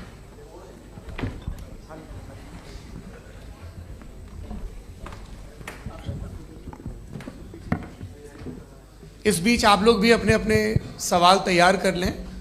ये ध्यान रखेंगे कि मैं यहाँ से सवाल लूँगा, आप लोगों को अपना हाथ ऊपर करना है, अपना नाम बताना है और अधिकतम 3 वाक्यों में अपना सवाल पूरा करना है। कई लोग सवाल की जगह भाषण देने लगते हैं, उससे आज बचना है। जी मुफ्ती साहब, पहला सवाल आपका, 16 मिनट है, हम दोनों लोगों के सवाल लेंगे। जी जी बहुत शुक्रिया। आपकी जो अभी बात हुई बहुत अहम थी, मैं इसको चाहूँगा कि आगे डिस्कस करूँ, लेकिन चूँकि अभी ये वो सेगमेंट है क्रॉस एग्जामिनेशन, तो सबसे पहला सवाल आपसे ये है कि जो मैं इतनी देर से कॉन्टिंजेंसी आर्ग्यूमेंट आपको बता रहा था, ये अकल से ही बता रहा था हजरत, आप ये बताएं कि आप इन्फिनिट रिग्रेस ऑफ कॉजेस को पॉसिबल मानते हैं या नेसेसरी बीइंग के एग्जिस्टेंस को सही समझते हैं? चूंकि 2 ही ऑप्शन हो सकता है, आप ये बताएं। देखिए, आपको मैं ईमानदारी से बात करूं, एक तो मैं कॉन्टीजेंसी वर्ड ठीक से समझता नहीं, और इस वक्त भी जो आपने अंग्रेजी के अल्फाज इस्तेमाल किए वो ज़रा थोड़े से मुझे डिफ़िकल्ट और कॉम्प्लिकेटेड लगे, तो आप ज़रा सिंपल ज़बान में सवाल कर सकते हैं? बिल्कुल कर सकता हूँ जी। यूनिवर्स की हर चीज कॉन्टिंजेंट होने का मतलब यह है कि वो अपने एग्जिस्टेंस में किसी के ऊपर डिपेंडेड है। जो भी चीज डिपेंडेड होगी वो चीज इंडिपेंडेंट नहीं हो सकती, तो उसका कोई ना कोई कॉज होगा। तो अब आप क्या समझते हैं कि ये इन्फिनिट रीग्रेस है, यानी कॉज पर कॉज, कॉज पर कॉज, कॉज पर कॉज, और कभी कोई यानी ये एंडलेसली चलता रहा? क्योंकि अगर ऐसा होगा तो हम तो एग्जिस्टेंस में आते ही नहीं। लॉजिकली ये मुत्तफक अलैह चीज है, मुत्तफक अलैह, अग्रीड अपॉन। इस पे हमने एग्री किया था कि मुश्किल शब्द आएगा तो अर्थ बताना पड़ेगा। तो इन्फिनिट रीग्रेस तो पॉसिबल नहीं है, तो कहीं ना कहीं आपको रुकना पड़ेगा ऐसे नेसेसरी बीइंग पर। नहीं, कोई जरूरत नहीं रुकने की। किसने कहा आप रुकना पड़ेगा? आप रुकते हैं खुदा पे, आप नहीं रुकते। आप कहते हैं वो हमेशा से, जब उस वक्त से है जब वक्त नहीं था। आप कहाँ रुकते हैं कि अब हुआ था वो? आप नहीं कहते। हम क्यों नहीं मान सकते कि यूनिवर्स जो है और बल्कि मल्टीवर्सेस जो है वो हमेशा से हैं, वो बनती है, बिगड़ती है। एक हमारे यहाँ एक चीज़ है ब्लैक होल, वो समेट लेता है वापस, फिर ब्लास्ट होता है, फिर फैल जाता है। और इसमें हमारी तो खैर कोई औकात ही नहीं है इंसान की। एक छोटे से ज़र्रे पे हम 50-60 साल की उम्र रखते हैं, जो करोड़ों अरबों साल की कायनात है उसमें, और पैदा भी नहायत ही बेहुदा वजह से हुए थे। तो इसमें ये सोचना कि इसकी वजूहात और ये क्यों है, ये डिपेंडेंट है, ये हम देख रहे हैं। क्या मालूम? आप सोचिए कि ये जो फैल रही है कायनात, ये कहाँ फैल रही है, ये कहाँ जा रही है, और ये फैल क्यों रही है? अरे बना ली थी तुमने, रुको भैया, काफ़ी है। ये फैल क्यों रही है? ये और कौन सी कायनात जिसे मैं दूरबीन से देखता हूँ तो 2 बिलियन लाइट ईयर पे है, उससे मेरा कोई वास्ता ही नहीं है। 2 बिलियन ईयर यानी अगर मैं 80,000 माइल्स पर सेकेंड से चलूं तो 20 करोड़ साल में वहां पहुंच जाऊंगा। इसकी जरूरत क्या थी? ये दुनिया, ये कायनात तो इंसान अशरफुल मखलूकात के लिए बनाई गई ना। तो ये सब ये टर्म समझ में नहीं आया। इसमें कोई खास समझने वाली बात थी भी नहीं। ये जो अल्टीमेट कहा यह जाता है कि ये जो पूरी यूनिवर्स है, ये जो दुनिया है, ये इंसान के लिए बनाई गई। अच्छा, ये सब इंसान के लिए। क्यों साहब? सही है ना? बिल्कुल, लेकिन इसका ये मतलब नहीं कि किसी चीज के पीछे रीजन आपको नहीं पता तो रीजन नहीं है। इसे कहते हैं नहीं, मुझे नहीं पता, लेकिन मेरी जिम्मेदारी नहीं है। वो बिल्कुल सही कहा था उसने, बर्टन रसल ने। आपने उसे मजाक में टाल दिया कि भाई आप एक दावा कर रहे हैं, मैं क्यों कहूं कि ये गलत है दावा? आप प्रूफ कीजिए, मेरे पे जिम्मेदारी ही नहीं है, मैंने थोड़ी कहा है। आप प्रूफ कीजिए कि ये सही है। आप आर्ग्यूमेंट ऑफ कंटिजेंसी का जवाब ही नहीं दे रहे हैं। पूछना चाहेंगे? आप सवाल पूछना चाहेंगे मुफ्ती साहब से? क्योंकि ये क्रॉस एग्जामिनेशन का दौर है। आप जैसे पहले बोल रहे थे फेथ को लेके कुछ। मैं ये पूछना चाहूँगा कि खुदा ने जो भी रेवलेशन किए हैं, एक मज़हब के लिए बहुत से मज़हबों में किए हैं, अलग अलग रेवलेशन है। कहीं कुछ एक बातें हैं, कॉन्ट्रडिक्शन भी है आपस में, कहीं कुछ आप कर सकते हैं, कहीं कुछ नहीं कर सकते। ऐसा नहीं है कि सबकी कोड ऑफ मॉरल एक है। तो ये किस्सा क्या है? अब आप ये देखिए कि मुझे कभी कभी लगता है कि जो फुटबॉल फाइनल होता है, लाखों लोग होते हैं, फिर वो टीवी कवर कर, करोड़ों लोग, अगर उसमें खुदा की एक बूमिंग आवाज़ आ जाती, मैं गॉड हूँ, तो सारे लोग अभी सुन लेते और टीवी पे भी सुन लेते, किस्सा खत्म होता। ये इतनी राजदारी क्या है कि तुम सामने कुछ तो सबूत दे दो हमें सॉलिड। ये कह साहब ये यूनिवर्स कैसे बनी, इससे मसला क्या हल होगा? मैं पूछूंगा आपसे खुदा कैसे बना? क्यों नहीं पूछूंगा कैसे बना? बल्कि वो तो कायनात से कहीं ज़्यादा इंटेलिजेंट है, कायनात से कहीं ज़्यादा कॉम्प्लेक्स। जी वो हमेशा से है। आप कहेंगे मैं मान लूँगा।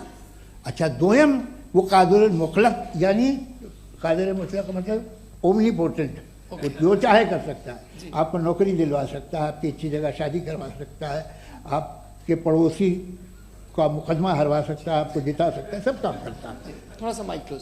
वो इस दुनिया को चला कैसे रहा है?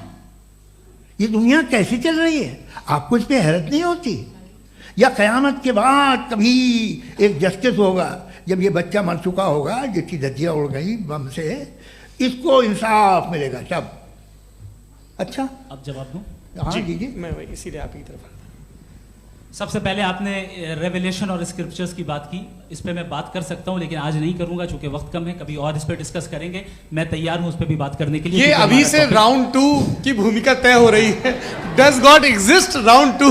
जी, चूंकि आज गॉड के एग्जिस्टेंस पे बात है तो मैं उसी के रिलेटेड जो है आपके सवालात को एंटरटेन भी करूंगा और मैं भी पूछूंगा। आपने कहा कि आपने साबित ही नहीं किया, जबकि आर्ग्यूमेंट ऑफ कॉन्टिंजेंसी बुनियादी आर्ग्यूमेंट है। आप मुझे कॉन्टिजेंसी का मतलब बताइए, आपका मतलब क्या है कॉन्टिजेंसी? कॉन्टिंजेंसी का मतलब यह हुआ कि हर वो वजूद जो किसी भी चीज का पाबंद है, हर वो वजूद या हर वो चीज जो अपने एग्जिस्टेंस में किसी भी चीज के पाबंद है और उससे बाउंड है, उसको उसकी जरूरत है, उस पर डिपेंड करती है, तो जाहिर सी बात है कि उसका कोई ना कोई कॉज होता है। ये तो अक्ल की बात है। ये आप रीजनिंग की बात करते हैं, मैं वही कर रहा हूं। दूसरी चीज आपने ये बात कही कि इतने बिलियन लाइट ईयर्स दूर है, उसका मेरा क्या लेना देना। फिर मेरे ख्याल से आपको ये नहीं कहना चाहिए I think therefore I am an atheist. आपको सोचना चाहिए, सिर्फ आप एक लिमिटेड दायरे में रहकर नहीं सोचें बल्कि बाहर निकलकर सोचें। आपने तीसरा सवाल किया, आपने 2-3 सवाल एक साथ किए। ऐसी बातें ना कीजिए, कुछ लोगों को इतराज हो जाएगा आप पे कि आप कुछ भी सोचिए।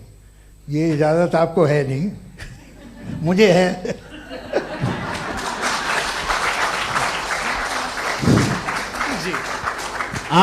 आपने प्रॉब्लम ऑफ इविल के ताल्लुक से सवाल किया और बार बार आप एक लफ्ज रिपीट कर रहे हैं कि ओमनीपोटेंट गॉड है, ऑल पावरफुल गॉड है।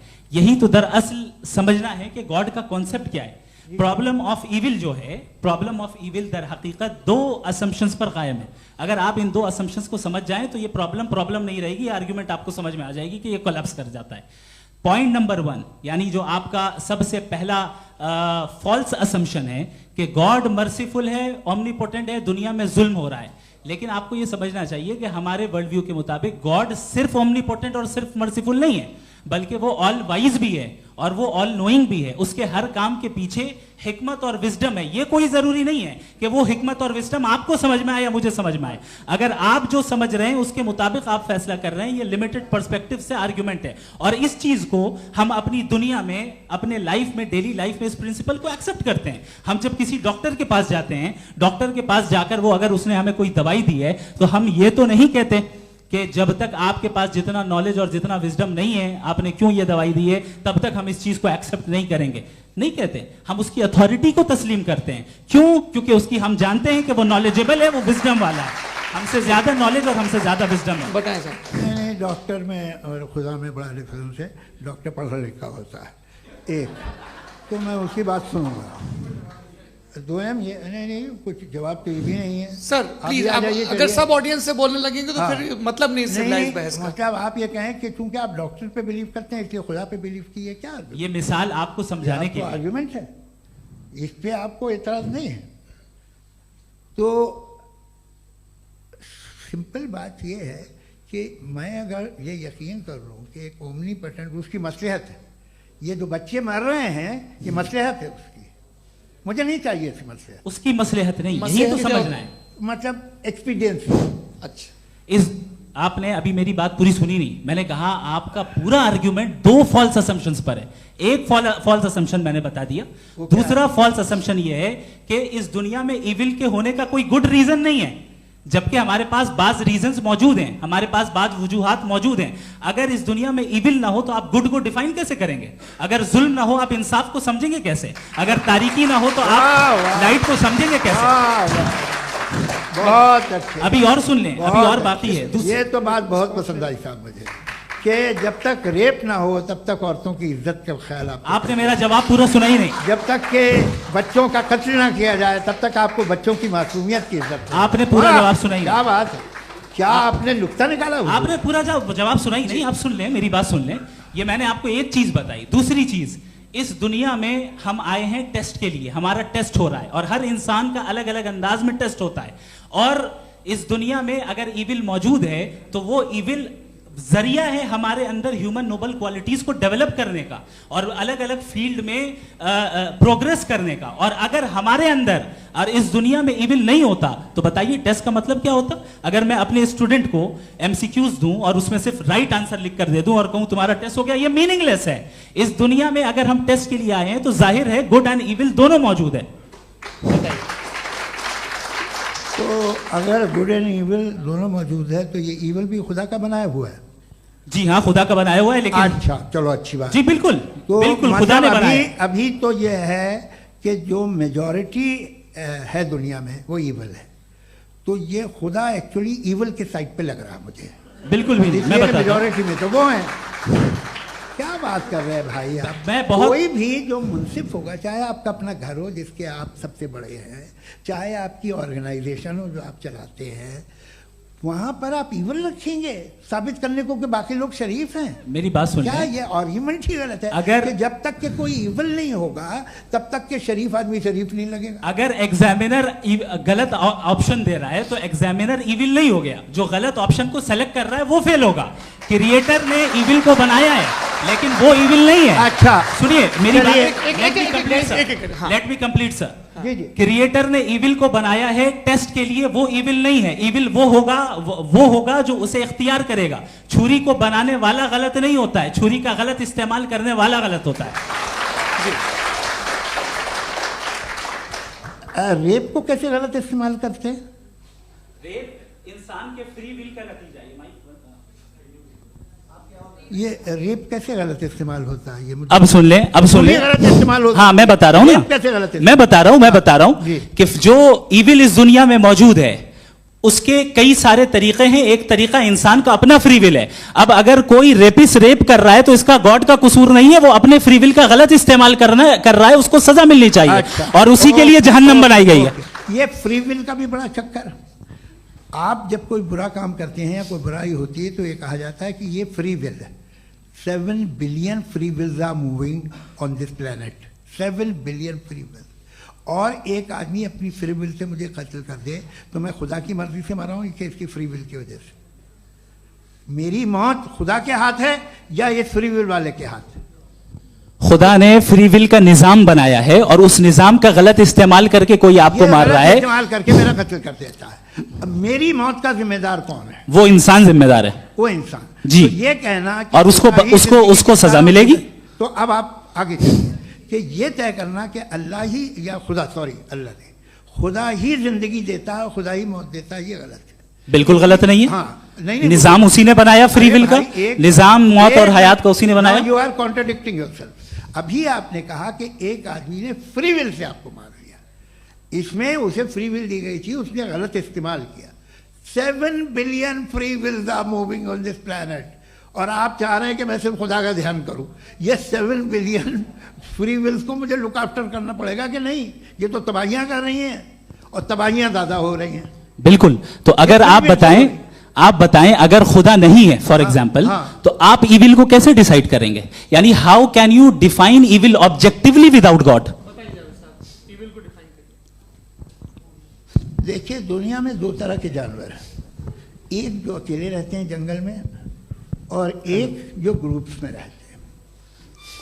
ग्रुप में जो भी रहेगा, चाहे वो आपका फाउंडेशन हो, चाहे कोई क्लब हो, चाहे कोई पॉलिटिकल पार्टी हो, चाहे कोई यूनिट हो, उसमें आपको इंटरैक्ट करने के रूल बनाने पड़ेंगे। यानी लोग तय करेंगे।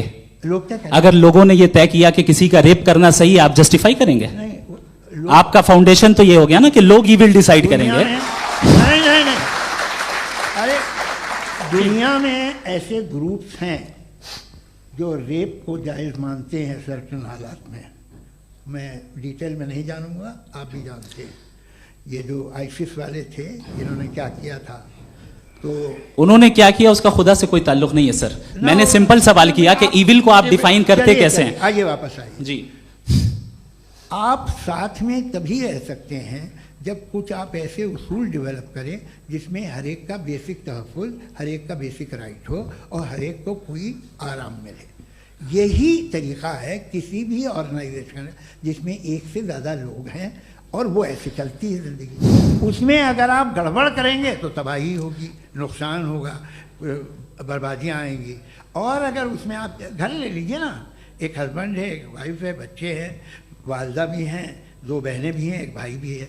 अब इसमें कोई निज़ाम आपको चाहिए साथ में रहने का, और एक दूसरे पे भरोसा रहे, एक दूसरे के बहीख्वाह हों, एक दूसरे की मदद करें, ऐसी जिंदगी। सर आपकी बात आ गई, आप ये कह रहे हैं कि लोग डिसाइड करेंगे क्या सही है क्या गलत है, यही है? मेजॉरिटी डिसाइड करेगी क्या सही है क्या गलत है? अरे भाई बिल्कुल।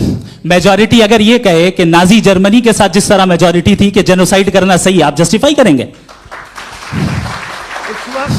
उस वक्त आपका ये सवाल सिर्फ उसके बाद क्लोजिंग। हाँ, उस वक्त प्लेनेट पे जो लोग थे, उनमें कितने लोग हिटलर को सही समझते? अच्छा, प्लेनेट की मेजॉरिटी तय करेगी, सोसाइटी की नहीं। प्लेनेट की मेजॉरिटी गॉड के एग्जिस्टेंस को सही मानती है, आप क्यों नहीं मानते? ये हेलो ये क्रॉस क्वेश्चन का राउंड यहाँ पर समाप्त होता है। और ये बड़ा अच्छा है कि इस तरह से फ्रेगमेंट कर दिया गया है ताकि जो मरकरी ऊपर जा रहा है नीचे जवाब दे दूं जी। प्लेनेट की ज़्यादातर मेजॉरिटी कुछ दूसरे मजहबों के खुदा को मानती है। आप उन्हें क्यों नहीं, आप तो मेजॉरिटी की बात कर रहे हैं। अच्छा, ये क्लोजिंग आप ये कह रहे हैं इविल और गुड को डिसाइड मेजॉरिटी करेगी, मेजॉरिटी जो कर दे वो सही हो जाएगा। क्लोजिंग इसको जैसा आप ही लोगों ने तय किया है उसी फॉर्मेट को फॉलो कर लेते हैं। हाँ भाई, मैंने तो भले लोगों पे एतबार किया और तब मॉडरेशन तय किया जी। आपके पास 5 मिनट का वक्त है, क्लोजिंग आर्ग्यूमेंट है, उसके बाद हम ऑडियंस से क्वेश्चन आंसर लेंगे जावेद साहब के क्लोजिंग आर्ग्यूमेंट के बाद। ओके, बहुत शुक्रिया जी। हमारा जो टॉपिक है डज गॉड एग्जिस्ट, मैं इस पे इतने एकेडमिक तैयारी करके आया था, मुझे था कि मैंने सोचा था कि कई सारे मैं आर्ग्यूमेंट्स दूंगा, लेकिन वक्त की भी किल्लत और जावेद साहब बार बार इधर उधर चले जा रहे थे तो उसको भी थोड़ा एंटरटेन करना पड़ गया। डज गॉड एग्जिस्ट पे मैं एक ही आर्ग्यूमेंट दे पाया। आर्ग्यूमेंट्स बहुत हैं और डेफिनेटिव आर्ग्यूमेंट्स हैं, और मेरे आर्ग्यूमेंट को किसी एक राउंड में भी इन्होंने एंटरटेन नहीं किया और रेफ्यूट नहीं किया, एक राउंड में भी नहीं, एक राउंड में भी नहीं। और ना ही अभी आपका क्लोजिंग आर्ग्यूमेंट आएगा, नहीं, वो बता देना। Argument of contingency sir. अरे मैं आपसे कई बार कह चुका हूं कंटीजेंसी का मतलब अब मैं कैसे समझाऊं आपको? आपस में हाँ, आप और कितने आसानी से समझाऊं मैं, मुझे तो नहीं समझ में आ रहा है। आप अपनी आर्ग्यूमेंट ऑफ कंटीजेंसी उर्दू में बोल सकते हैं। हाँ, आप अपनी बात पूरी कर लें जी, आखिरी 4 मिनट। दूसरी चीज, just a minute please ma'am, can I talk? दूसरी चीज ये है कि आपने एक तो इसका जवाब नहीं दिया, दूसरा आपने गॉड के ना होने पर कोई डेफिनेटिव आर्ग्यूमेंट नहीं दिया, सिर्फ मजहब पे बात कर रहे हैं आप। मजहब तो आज हमारा टॉपिक ही नहीं था, आज तो हमारा टॉपिक हो, आप मजहब से ले लेकर आईएस तक चले गए। भाई हमारा क्या ताल्लुक है उससे? We condemn them. और उसका गॉड से क्या ताल्लुक है? अगर कोई गलत काम कर रहा है, किसी ने किसी को कत्ल किया, किसी ने किसी का रेप किया, उसको सजा मिलनी चाहिए। और आपके पास कोई भी rational strong foundation of morality नहीं है। आपने कहा कि मेजॉरिटी तय करेगी सोसाइटी की, वो सही होगा। मैंने कहा हिटलर को फिर आप सही कहेंगे, नहीं, प्लैनेट की सोसाइटी की मेजॉरिटी तय करेगी। तो प्लैनेट की मेजॉरिटी गॉड की एग्जिस्टेंस को मानती है, आप कह रहे हैं ये रिलीजियस है। तो यानी आपके पास कोई स्ट्रॉन्ग फाउंडेशन नहीं है ऑब्जेक्टिव मोरालिटी का। ऑब्जेक्टिव मोरालिटी का अगर कोई फाउंडेशन है तो वो सिर्फ गॉड है, गॉड है, गॉड है। थैंक यू जी। ये मुफ्ती शमाइल नदवी साहब का क्लोजिंग आर्ग्यूमेंट था। अब हमारे पास जी, मैं जी ये बड़ा अच्छा है कि दोनों लोगों को मॉडरेटर से शिकायत भी और बोल रहे भाई हमारी शाबाशी भी तो करते चलो। अब मेरी बात जी, आपके पास जावेद अख्तर साहब 5 मिनट का वक्त है, ये आपका क्लोजिंग आर्ग्यूमेंट है, टाइम रीसेट कर दें जी। देखिए, बहुत सारी बातें हैं। गॉड का डेफिनेशन दुनिया के किसी भी रिलीजन में है कि वो ओमनीपोटेंट है, ओमनीप्रेजेंट है, he is just, he is kind, he loves you and so on. मैं जब दुनिया देखता हूँ तो मुझे कोई ऐसा सुप्रीम पावर यहाँ दिखाई नहीं देती है जो इंसान की बहबूदी के लिए कुछ कर रही हो, कमज़ोर को बचा रही हो, मदद कर रही हो, जालिम को पीछे हटा रही हो। मैं नहीं देखा, तारीख़ में नहीं। एक तो अगर है और ये देख रहा है तमाशा, तो उसका होना न होना बराबर है। दोयम ये कि ये जो है, जब आप ये कहते हैं कि कायनात जिसकी कंटीजेंसी है, मैं देखिए वो लफ्ज़ इस्तेमाल किया मैं, तो ये कैसे हो सकती है भाई? और फौरन आप सरेंडर कर देते हैं कि जाहिर है कि इसका बनाने वाला तो इससे 10,000 गुना ज़्यादा कॉम्प्लिकेटेड होगा। उस पर आपके होने पे कोई इतराज नहीं है। उसे वो टाइमलेस है, वो पहले से था, टाइम तो बहुत बाद में आया, ये सब आप मानने को तैयार है, जिसका आपके पास कोई सबूत नहीं, आपके पास कोई रीज़न नहीं है। आपकी तारीख क्या है मजहबों की? बिलीफ की, जो खुदाओं का बिलीफ है, ये कॉन्स्टेंटली गलत साबित होता रहा है। मतलब आप कहें कि अरिस्टोटल के ज़माने में तो सब जाहिल थे, वो भी इतने ही यकीन से खुदा पे यकीन रखते थे, जो अब नहीं रहा, ये भी नहीं रहेगा, आप लिख लीजिए। और इसके आसार आपको दुनिया में दिखाई देना शुरू हो चुके हैं। ये बहस क्या आज से 100 साल पहले इस तरह हो सकती थी? यहाँ तक तो आपको हम ले आए हैं। तो सर अरे इनको मदद की ज़रूरत नहीं भाई, ये सेल्फ सफिशिएंट आदमी है, आप क्यों इनकी मदद कर रहे हैं? Sir please.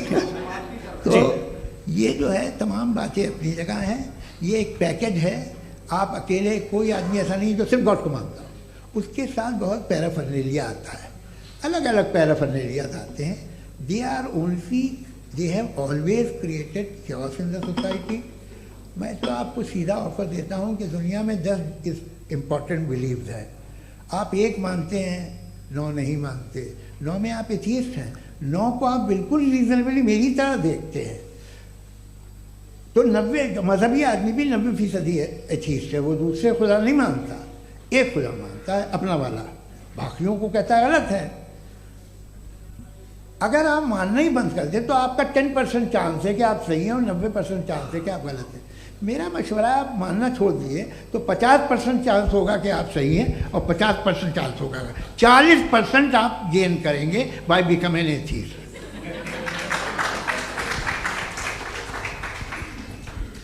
ये एक फरसूदा ख्याल है, ये ख़त्म हो रहा है। हो सकता है मेरी ज़िंदगी में ना हो, लेकिन ये हो जाएगा।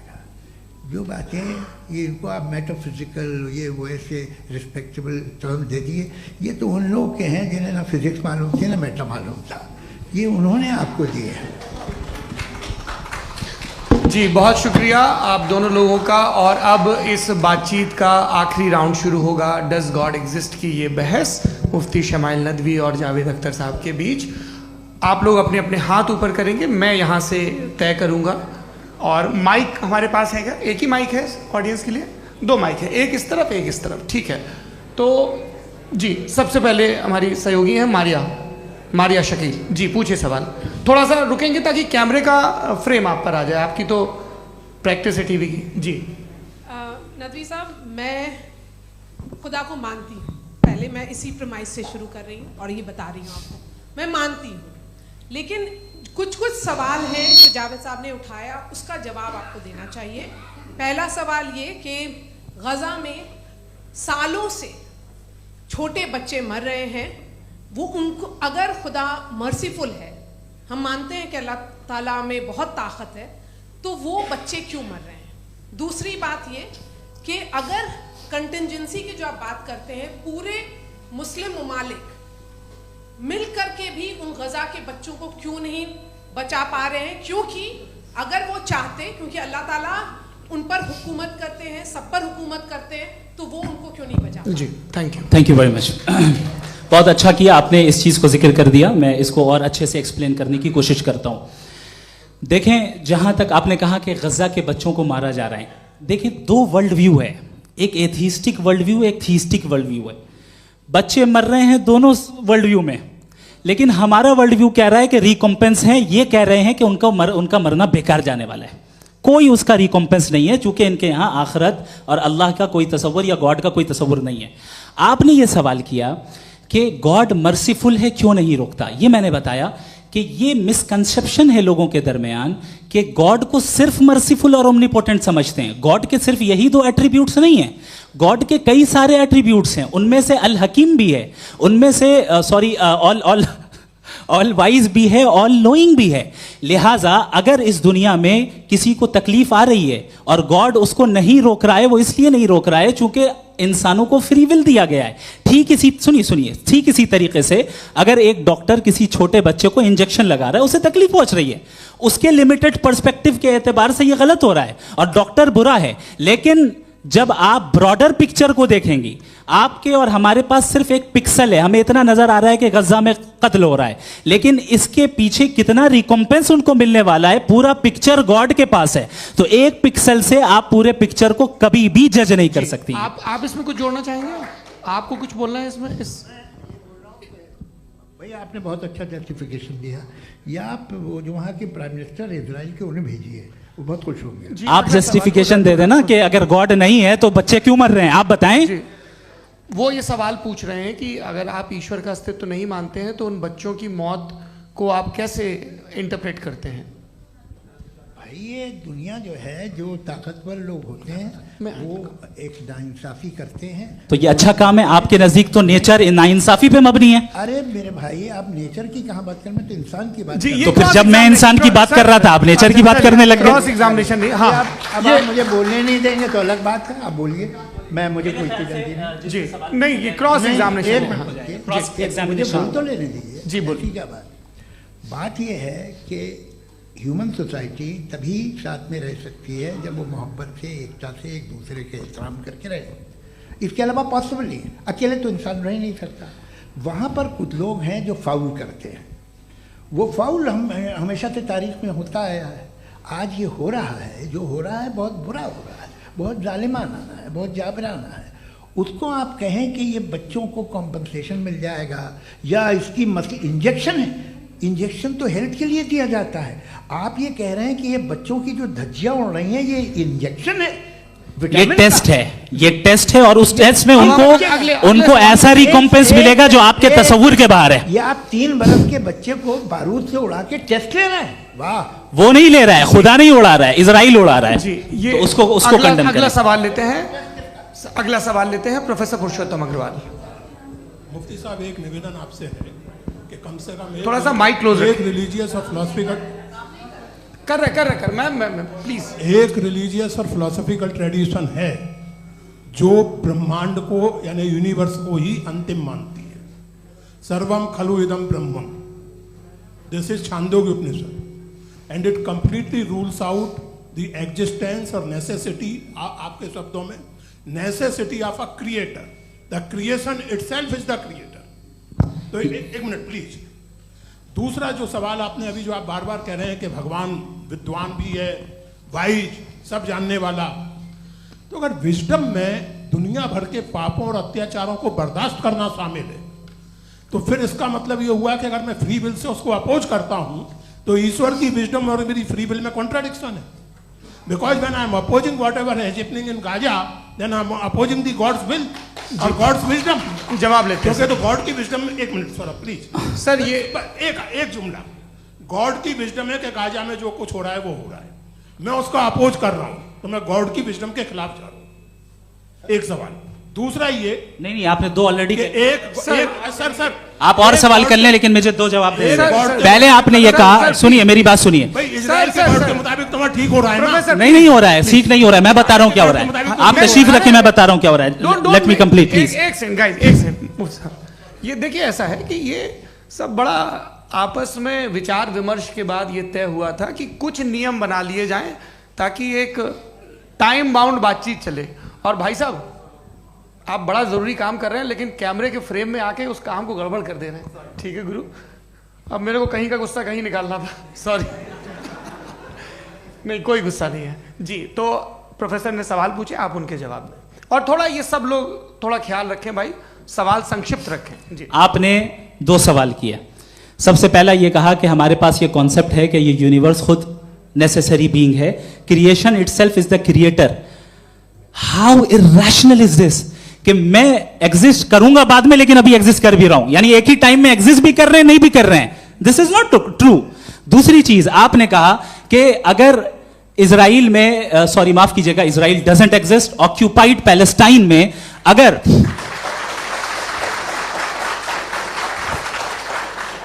ऑक्यूपाइड पैलेस्टाइन में बच्चों को मारा जा रहा है फ्री विल की वजह से और गॉड नहीं रोक रहा, ये कॉन्ट्रडिक्शन है। ये बताइए कि एक एग्जाम में एक बच्चा गलत आंसर लिख रहा है, सुनिए, एग्जामिनर चाहे तो रोक सकता है, क्यों नहीं रोक रहा है?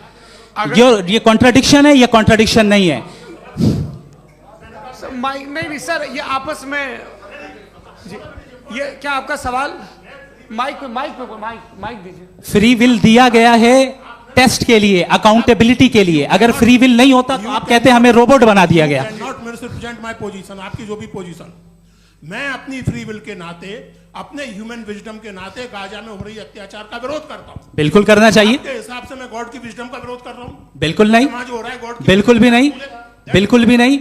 उसका वहां पर गाजा में कत्ल होना ये इंसानों के गलत इस्तेमाल का नतीजा है, फ्री विल के इस्तेमाल का नतीजा है। गॉड इसका हुक्म नहीं देता, उससे रोकता है। यही तो मसला है ना। आपके लिए कॉन्सेप्ट क्लियर? नहीं भाई, आपने तो बताया था इंजेक्शन लगाने से बच्चे को तकलीफ होती है, ये इंजेक्शन लगा। सर आप ऐसे रेटोरिक स्टेटमेंट दे तब तो कोई मसला नहीं आपने समझते बोला कि रहेंगे। Injection this is a rhetoric statement, this is not a logical argument sir. I am sorry, I am sorry. आखिरी 30 मिनट बड़े मुश्किल होने वाले हैं। जी मुफ्ती साहब आगे बैठे हैं, इनको माइक दीजिए।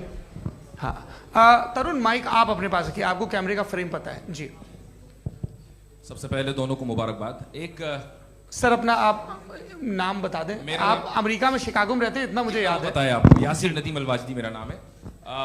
जावेद सर आपसे एक क्वेश्चन है इन्फिनिट रिग्रेस के ताल्लुक से। एक हाइपोथेटिकल सिनेरियो है, मसलन अगर आप सर माइक थोड़ा सा प्लीज क्लोज रखिए। जी अगर आप शायर इसलिए हैं कि आपके कोई उस्ताद शायर थे, और वो इसलिए शायर थे कि उनके कोई उस्ताद शायर थे, और इसी तरीके से हम माजी में पीछे चलते चलते चले जाएं और कहीं ना रुके, तो माफ कीजिएगा आप कभी शायर नहीं हो सकते। लेकिन आप शायर हैं, आपका शायर एग्जिस्ट करता है, इसका मतलब ये है कि आप कहीं ना कहीं रुके हैं। तो मेरा सवाल ये है कि क्या आप इन्फिनिट रिग्रेस ऑफ कॉजेस को लॉजिकल फैलेसी मानते हैं या नहीं मानते? हाँ या ना? मैं इन्हें लॉजिकल फैलेसी नहीं मानता हूँ, लेकिन मेरा प्रॉब्लम यह है कि जब मैं नहीं मानता हूँ तो I will continue with this logic जो फैलेसी नहीं हो। आप एक जगह रुक जाते हैं जाके, आप कहते हैं ये गेंद कैसे बनी, ये जजीरा कैसे बना, ये समंदर कैसे बना, ये ज़मीन कैसे बनी, और अचानक गॉड पे जाके आपको ब्रेक लग जाता है। एक बार आप सवाल नहीं करते कि भाई इनको बनाने वाला तो इनसे भी कॉम्प्लिकेटेड होगा, वो कैसे बना, उसके बारे में आपने इत्मीनान कर लिया, वो हमेशा से है। तो अगर आप उसे हमेशा से मानते हैं तो फिर ये मान लीजिए कि कायनात हमेशा से है, क्या तकलीफ? फिर हम वजूद में नहीं आते जी है। हम मौजूद नहीं। अच्छा सर क्यों नहीं होता? मैं बताऊंगा प्लीज। जैसे मैंने मिसाल दी आपके शेर की, आपका शेर कभी वजूद में ना आता अगर शायर इसी तरह चलते रहते हमेशा। जी माइक मेरे ख्याल से एक सेकंड। इन्फिनिट रिग्रेस का कॉन्सेप्ट क्लियर नहीं हो पाया। ऐसे रहने दें, लेट्स मूव ऑन सर। ठीक है। हाँ थोड़ा सा मॉडरेटर का भी ख्याल रखें। नहीं आपने तो रखा है, आपने रखा है। यहाँ पे गौहर रजा साहब हैं, वो भी एक सवाल पूछना चाहते हैं। माइक नीचे से ऑन कर दिए नीचे। पहले तो ये कह दूं कि मैं उन बच्चों से शर्मिंदा हूं जिनको गजा में कत्ल किया गया, क्योंकि हमारे होते हुए कत्ल किया गया। लेकिन उससे ज़्यादा शर्मिंदगी इस बात से हुई कि मुझे लगा कि मुफ्ती साहब उसको जस्टिफाई कर रहे हैं। बिल्कुल भी नहीं। आप बहुत ही गलत। मुझे लगा मैं गलत हो सकता हूं। बिल्कुल गलत। मैं सवाल पूछ रहा हूं, सवाल मैं सवाल पूछ रहा हूं। मैं जावेद भाई से डिसएग्री करता हूं। एक सेकंड देखिए, अगर देखिए ऐसा एक सेकंड आप सर वेट अरे आप कुछ मेरे पहले मुझे अपनी बात कह लेने दीजिए। अगर ऑडियंस तय करेगी तो फिर मॉडरेटर का मतलब नहीं। मेरा आप सबसे ये कहना है, ये बहस दो लोगों के बीच में है, एक तरफ मुफ्ती साहब, एक तरफ जावेद साहब। पिछले 1.5 घंटे से ये लोग अपने अपने तर्क रख रहे हैं। आपकी इनसे इत्तेफाकी हो सकती है, ना इत्तेफाकी हो सकती है। मेरे उस्ताद मुझे सिखा गए हैं कि मुखामुखम में असहमति की गुंजाइश बची रहनी चाहिए। अगर मैं आपकी बहुत इज्जत करता हूं गौहर साहब, आपने जो कमाल की किताबें लिखी, साइंटिफिक टेम्परामेंट, लेकिन मेरी ये गुजारिश है आप सबसे कि यदि आप इन लोगों ने जो बोला उन पर टिप्पणियां करेंगे तो ना वक्त की पाबंदी रहेगी ना वो अनुशासन। आप सवाल पूछ लें, उस सवाल में जो बात आ जाए वो आ जाए। मैं जावेद साहब से डिसएग्री करता हूं, इसलिए जावेद साहब से सवाल पूछ रहा हूं। आपका सवाल जावेद अख्तर साहब से। और सवाल ये है मेरा कि जावेद साहब ने कई बार लॉजिक का इस्तेमाल किया कि साइंस में लॉजिक है और रिलीजन में लॉजिक नहीं है। मेरा ख्याल ये है कि रिलीजन में भी लॉजिक है, लेकिन उस लॉजिक की बेसिस ये है कि आप रुक जाते हैं, जिसका जिक्र जावेद साहब ने बार बार किया, यानी खुदा के तसव्वुर पे आते हुए, गॉड के तसव्वुर पे आते हुए रुक जाते हैं। और इसमें सवाल पूछना मतलब फॉरबिडन होता है। सवाल यह है कि क्या जावेद साहब इससे अग्री करते हैं कि साइंस की लॉजिक अलग है और रिलीजन की लॉजिक अलग है। बताइए सर। देखिए, तीन चीज़ें हैं, साइंस है, एक है मंतिक है, इस्तिदलाल है, और एक जो है कुछ भी नहीं है, फेथ है, अकीदा है। मैं अकीदे की लॉजिक का कायल नहीं हूँ। मुझे आप इस्तिदलाल से, लॉजिक से, रीज़न से समझाइए, मैं मानने को तैयार हूँ, मेरा क्या नुकसान होगा। लेकिन ये कि अकीदे पे मैं नहीं जा सकता हूँ। अकीदे का मतलब है कि तुम ये मान लो, सवाल ना करो, ये नहीं। आप सारी बातें करके, बड़ी साइंटिफिक बातें करके एक जगह जाके खुदा के वजूद पे रुक जाते हैं, सरेंडर कर देते हैं। मैं सरेंडर करने को तैयार नहीं। That's all. जी, ये आगे सर बैठे हुए हैं, इनको माइक दीजिए। भाई वो आप पूछना चाह रहे थे ना भाई? हाँ, नहीं मैं ये थैंक यू जी। आपका नाम? आसिम इफ्तिखार। आसिम जी, पूछिए। सर, जावेद सर से सवाल है कि आपने अपने क्लोजिंग माइक थोड़ा करीब अपने क्लोजिंग स्टेटमेंट में बात कही थी कि मज़हब का जो फ्यूचर है वो ज़्यादा दिन नहीं जाने वाला है, लेकिन मैं देख पा रहा हूँ कि जो ऑक्सफोर्ड यूनिवर्सिटी की एक स्टडी है 2011 में हुई है, जिसके 50 एकेडमिशियंस ने इसको अंजाम दिया था, उसमें वो ये कहते हैं कि जो फेथ इन गॉड है वो इनबिल्ट है ह्यूमन नेचर के अंदर, जिसको हम कहते हैं फितरत के अंदर शामिल है वो। और वो ये कहते हैं कि अगर कोई ये समझता है कि मज़हब को वो ख़त्म कर देगा तो ये उसकी गलत फहमी है। तो आप इसके बारे में, इस स्टडीज़ के बारे में क्या कहते हैं? ठीक है। मैं उनसे एग्री नहीं करता हूँ। वो कौन से प्रोफेसर होंगे, ऐसा उनके क्या पास डेटा है, इन्होंने डेटा के बेस होगा। डेटा क्या हो सकता है? फ्यूचर का डेटा तो नहीं हो सकता ना उनके पास, प्रेजेंट का डेटा हो सकता है। डेटा आपने सुना 100 साल पहले का बाद का डेटा? मैंने तो नहीं सुना आज तक। तो आज उनकी ये राय है और होगी राय, ठीक है। दुनिया में तरह तरह की राय है लोग, लेकिन मैं समझता हूँ कि वक्त के साथ इंसान ज़्यादा से ज़्यादा रीजनेबल और लॉजिकल होता जा रहा है। आज आप देखिए वेस्टर्न यूरोप में क्या परसेंटेज है नॉन बिलीवर्स की, बहुत हाई। वहाँ चर्च खाली पड़े होते हैं। तो अल्टीमेटली तो इंसान कोई ऐसी बात बहुत अरसे तक नहीं मान सकेगा, चाहे गलत या सही, जो उससे उसके दिमाग को, उसके जहन को, उसकी लॉजिक को अपील न करे। वो कह रहे हैं तो ऑक्सफोर्ड के होंगे तो कैम्ब्रिज के होंगे, तो मुझे क्या लेना देना। उनका डेटा मुस्तकबिल का नहीं हो सकता है। जी। दीपक, हाँ पूछिए। मैं आऊँगा, अभी पीछे की साइड भी आऊँगा, माइक वहीं भेजूंगा 2-3 साल के लिए। जी जावेद साहब, आपसे सवाल है। नमस्ते। अरे भाई सर, अगर आप ही लोग को तय करना है तो फिर 200 लोग तय कर लें। ये एक साथ नहीं sir, please don't do this sir. Everybody has a right sir, but we can only take selected questions. No sir, ये यंग लोग भी हैं तो इनकी ये एक आप बात उतने यंग, सुनिए। भाई आप यंग हैं कि नहीं हैं? एक मिनट, वो कह रहे हैं वो भी आइए, यंग हैं पूछ रहे हैं ना साहब, भाई। आप उनकी नौजवानी पर दावा उनको ही करने थे। हाँ मुफ्ती साहब, आप यंग, हाँ पूछे। अरे भैया सर, मेरा सवाल ये है, कुछ इनसे भी तो पूछो।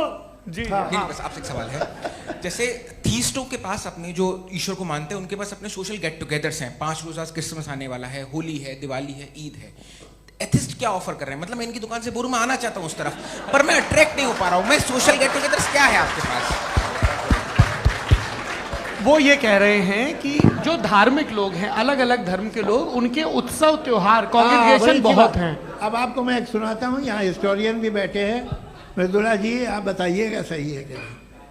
ये एक कॉन्स्टेंटाइन, एक ग्रीक रोमन बादशाह था जो क्रिश्चियनिटी आने के 400 साल बाद उसने डिसाइड किया कि मैं क्रिश्चियन हो जाऊंगा, मेरी पूरी स्टेट कैंसिल हो जाएगी। उस ज़माने में ऐसे ही होता था, राजा जो धर्म इख्तियार करता था वो जनता भी कर लेती थी। इसलिए कि वो हो गया था बैंकक्रप्ट, और उसे जो मेडिटेरियन कोस्ट के रिच क्रिश्चियन वो थे मर्चेंट, उससे पैसा चाहिए था। तो उसने कहा यार क्रिश्चियन हो जाओ। तो उसने अपने वजीर से कहा कि भाई ये हिस्ट्री है कि अब हम लोग क्रिश्चियन हो जाते हैं। पहले सर हो जाएंगे, कोई प्रॉब्लम नहीं है, लेकिन एक प्रॉब्लम ये है कि 17 दिसंबर से 25 दिसंबर तक जो पेगन फेस्टिवल होता, जो पेगन डे वो लोग जो फेस्टिवल होता है वो बंद हो जाएगा, इसलिए कि हम क्रिश्चियन हो गए तो होगा नहीं। तो वो बच्चों को बहुत बुरा लगेगा, पब्लिक को बहुत इन्जॉय करते हैं, खासतौर से 25 को मेन डे। उसने कहा ये तो सही कह रहे हो, ये जीसस क्राइस्ट की पैदाइश कब थी? कहते साहब वो अप्रैल में थी। नहीं, कट करो, वो 25 दिसंबर को है। यह हकीकत है। और 400 साल बाद क्रिश्चियनिटी के अप्रैल से दिसंबर ले आए, और इसलिए कि यहाँ पेगन फेस्टिवल होता था। अब मनाते हैं आप आराम से। ये जो सारे फेस्टिवल हैं ये रिलीजन से, हर एक को एक इंटरटेनमेंट डिपार्टमेंट चाहिए होता है अपनी कंपनी चलाने के लिए। तो ये रिलीजन ने, ये सेकुलर त्योहार थे जिन्हें रिलीजन्स ने ले लिया है। ये मौसम के थे, फसलों के थे, किसानों के थे, उसको आपने लेके रिलीजियस रंग दे दिया। ये कोई रिलीजन से थोड़ी आए आप। अच्छा हमें देखिए, हम तो मुल्द हैं, हम ईद मनाते हैं, हम दिवाली मनाते हैं, हम होली मनाते हैं, हम क्रिसमस मनाते हैं।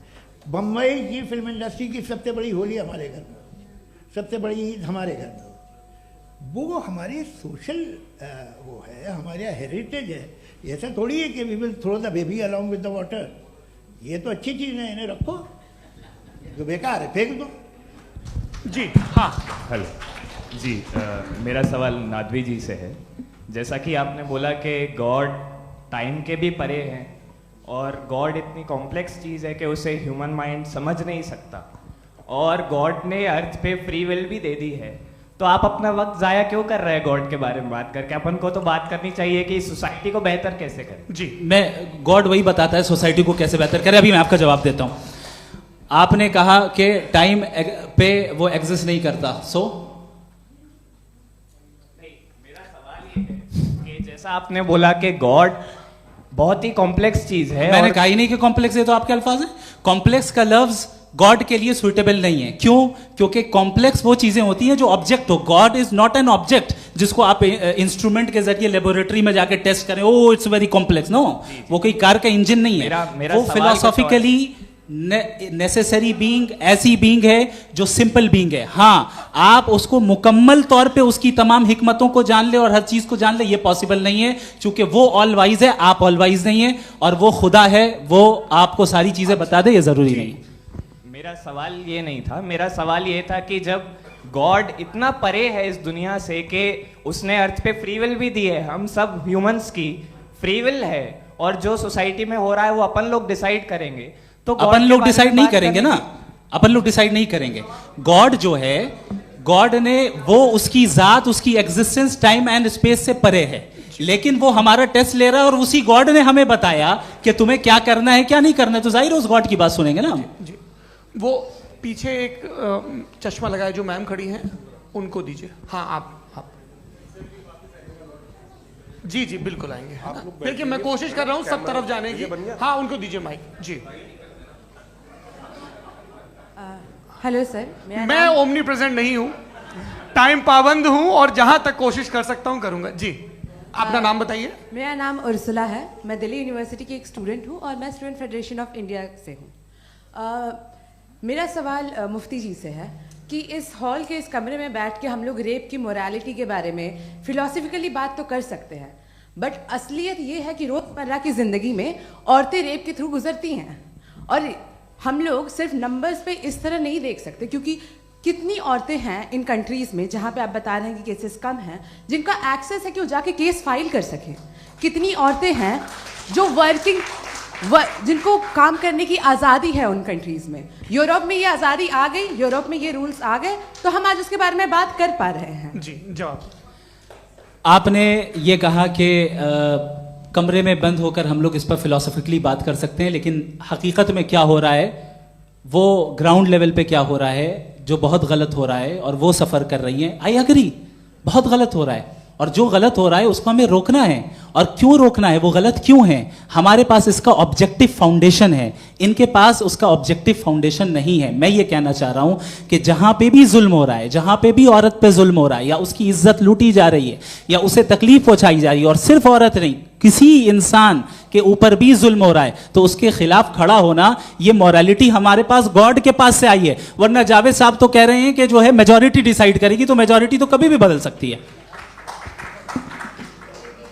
क्या आप ये थोड़ी सी आपको गलतफहमी है। मैं अगर मेरे जुमले से ये मदना निकला या मैंने कहा, तो ये जुमला मैं वापस लेता हूँ। ये मेरा मतलब ही नहीं था कि मेजॉरिटी डिसाइड करेगी। मेजॉरिटी डिसाइड करे तो दुनिया में बड़ी, वैसे आपने कहा था ये जुमला। अच्छा हो सकता है, मैं मान रहा हूँ, बाद में रिकैप कर लेंगे। अरे एक सेकंड मैं अपनी एक्सप्लेनेशन देता हूँ। मुनासिब बात यह है कि हम सब के सब दिल में जानते हैं कि क्या अच्छा है क्या बुरा है, हमें पता है अच्छी तरह से। जो लोग बुरे काम करते हैं उन्हें भी मालूम अच्छा क्या है। यही तो सवाल था हजरत कि फिर ये मोरालिटी आई कहाँ से? क्रॉस एग्जामिनेशन, हाँ जी हाँ। मोरालिटी साथ रहने की डिजायर से आई, यानी साथ रहकर जो कुछ कह दे जो कुछ कर दे वो हो जाएगा? नहीं नहीं, तो आप कायदे से रही कर सकते हैं जब तक लोगों में मोरालिटी हो, वरना क्यास हो जाएगा। ये आपको कैसे पता? जी हमने देखा ना जहाँ मोरालिटी का क्यास हो गया, हम देखते हैं। कहाँ पे देखते भाई हैं? दुनिया में आप जो कह रहे हैं आप कहीं पे अगर गलत हो रहा है इस बहस तो के उसको बाद आप मैं गलत देखिए। आप एपिस्टेमोलॉजी की बात कर रहे हैं, मैं ऑन्टोलॉजी की बात कर रहा हूँ। मैं इस बहस फाउंडेशन के बाद क्या आप दोनों लोगों को चाय पे फाउंडेशन होस्ट करूंगा, वहां पे क्रॉस एग्जामिनेशन कर लीजिएगा। अभी ऑडियंस का हक मार रहे हैं आप लोग भाई, सर जस्ट लोग हैं आप लोग। और ये भाई ये हाँ बच्चे उधर आएंगे, उधर इनको आएंगे। जी सर आएंगे आएंगे। अच्छा सर मेरा नाम लईकुर रहमान है और मैं अलीगढ़ मुस्लिम यूनिवर्सिटी का स्टूडेंट हूँ। और जहाँ तक मुझे पता है कि sir you are also product of Aligarh Muslim University. मैं भी उसी चमन का बुलबुल। हाँ सर, तो बड़ी खुशी हुई मुझे जान करके कि मैं आपसे मिलूंगा। सवाल सर मेरा सवाल ये है, सर सैयद अलैहि रहमा का नज़रिया ये था कि खुदा के वजूद को अक़ल के दायरे में रह कर के तलाश करना, न कि पूरी तौर से उसका इनकार कर देना। Sir how will you define it? नहीं तो ये तो आप इन्हें बताइए। ये सवाल आपसे खुदा का वजूद साबित कर रहे हैं तो सर आपने इनकार कर रखा है, इस वजह से मेरा क्वेश्चन उन्होंने यही सर से एक सेकंड सर सैयद ने यही कहा ना कि अक्ल से आप खुदा के वजूद को साबित नहीं कर सकते, यही कहा ना भाई। वो उन्होंने कहा कर सकते हैं और वो कर दिया गया आज। वो फोन दो। तलाश करना या साबित करना अक्ल से अक्ल से नहीं हो सकता। अरे सवाल तो सुन लीजिए जी। अक्ल से नहीं हो सकता है, यही कहा ना आपने। अक्ल से हो सकता है। अरे वो यही कह रहे हैं भाई, आप बता रहे हो सकता है, वो तो कुछ और। आप अगर सर देखो नौजवान फोन ले लो, वो इतनी कमाल की यूनिवर्सिटी है। अरे भाई दे दो जरा एक मिनट, दे दो भाई मेरी बात सुनो, माइक पे बोलो ताकि जो लाखों लोग देख रहे हैं। माइक दे दो ना। अरे देंगे ना माइक, तुम ठहरो तो।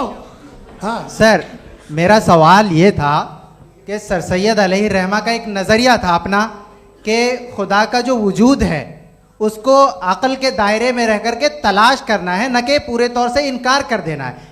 ये उनका कॉन्सेप्ट था। लेकिन मेरा सवाल ये है कि आप इसको कैसे डिफाइन करते हैं, एक्सप्लेन कैसे करेंगे? मैं आपसे जानना चाहता हूँ, क्योंकि you are the product of Aligarh Muslim University. मुझे अक़ल के दायरे में रखे मैंने बहुत तलाश की, मुझे मिला नहीं। हाँ ये इधर उधर वो चश्मा लगाए जो, हाँ उनको दे दीजिए। जी जी फटाफट पूछिए, बस 5 मिनट है, 5 मिनट में खत्म हो रहा है। हाँ अस्सलाम वालेकुम मुफ्ती साहब। एंड मेरा सवाल जावेद अख्तर साहब से। क्या नाम है आपका? अरे भैया सब मुझे पूछ रहे हो। फैज पूछिए फैज साहब। तो मेरा सवाल ये है कि अभी जो एथियस्ट है वो problem of evil argument use कर रहे हैं अगेंस्ट मुस्लिम्स, राइट? कि इस दुनिया में इतना सारा इविल है और अगेंस्ट मुस्लिम तो यहाँ अगेंस्ट थियस्ट। हाँ थोड़ा सा करेक्ट कर लीजिए भाई। पूरी मशक्कत ही इसी बात की थी कि किसी एक मजहब पे बात ना टिके। जी तो बेसिकली ये आर्गुमेंट ऐसा है कि इस दुनिया में इतना ज़्यादा ईवल एग्जिस्ट करता है और अगर एक ऑल गुड गॉड है तो वो रोकता क्यों नहीं है? लेकिन इस सवाल में एक हिडन अजम्पशन ये है कि इस दुनिया में ईवल एग्जिस्ट करता है। अब एथियस्ट ये कैसे ऑन्टोलॉजिकली प्रूव कर सकते हैं कि इस दुनिया में ईवल एग्जिस्ट करता है? मैं आपको बताता हूँ, थोड़ा सा समझा। नहीं सर हम लोग इनको सुनिए। नहीं please don't do that. I want to explain ontology. नहीं हम समझ गए सर, इनको अब जवाब देने दीजिए। अच्छा सवाल पूछ लो। मैं अभी तक क्या था वो मैं थोड़ा सा ऐड ऑन कर लेता हूँ। तुम गुरु, तो हम जब इसका राउंड 13 करेंगे ना तब तुमको स्टेज पे बिठाएंगे। जी तो हाँ जल्दी से। तो देखिए एथियज्म के हिसाब से सब कुछ रैंडमली बन गया है, सब कुछ एटम्स और मॉलिक्यूल्स है। एक पत्थर में और मुझ में सिर्फ इतना फर्क है कि हम लोग एटम्स और मॉलिक्यूल्स का अलग अलग रीअरेंजमेंट है। अब एक पत्थर को कोई इंसान तलवार से 2 टुकड़ों में काटते या मुझे, according to atheism it is same. There is no evil and good according to atheism. जी अच्छा फैज साहब का सवाल ये है कि हाँ कोशिश भी करते तो इससे गलत सवाल नहीं कर पाते। एक लाइफ फॉर्म है और लाइफ फॉर्म में फीलिंग्स हैं, मतलब लाइफ फॉर्म सुनता है, देखता है, टेस्ट कर सकता है, फील कर सकता है। तो उसकी जो ये जो क्वालिटी इस बबल में आ गई है वो जानवर में भी है, इंसान में भी है। तो जाहिर है कि उसे कोई तकलीफ पहुंचेगी, तो चूंकि उसके पास वो सेंसिटिविटी है तो मैं करेगा। पत्थर में वो सेंसिटिविटी नहीं है। तो ये क्या सवाल हुआ कि अगर पत्थर को काटा तो पत्थर को तकलीफ नहीं होती, तो आपको काटे तो आपको क्यों तकलीफ हो? बैठ जाइए।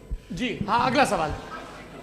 हाँ पूछे जी। जावेद अख्तर साहब, अरे भैया, सब आप लोग मुफ्ती साहब को छोड़ रहे हैं, तो मेरे ही पीछे पड़े हैं क्या? फिर चलो बोलो भाई।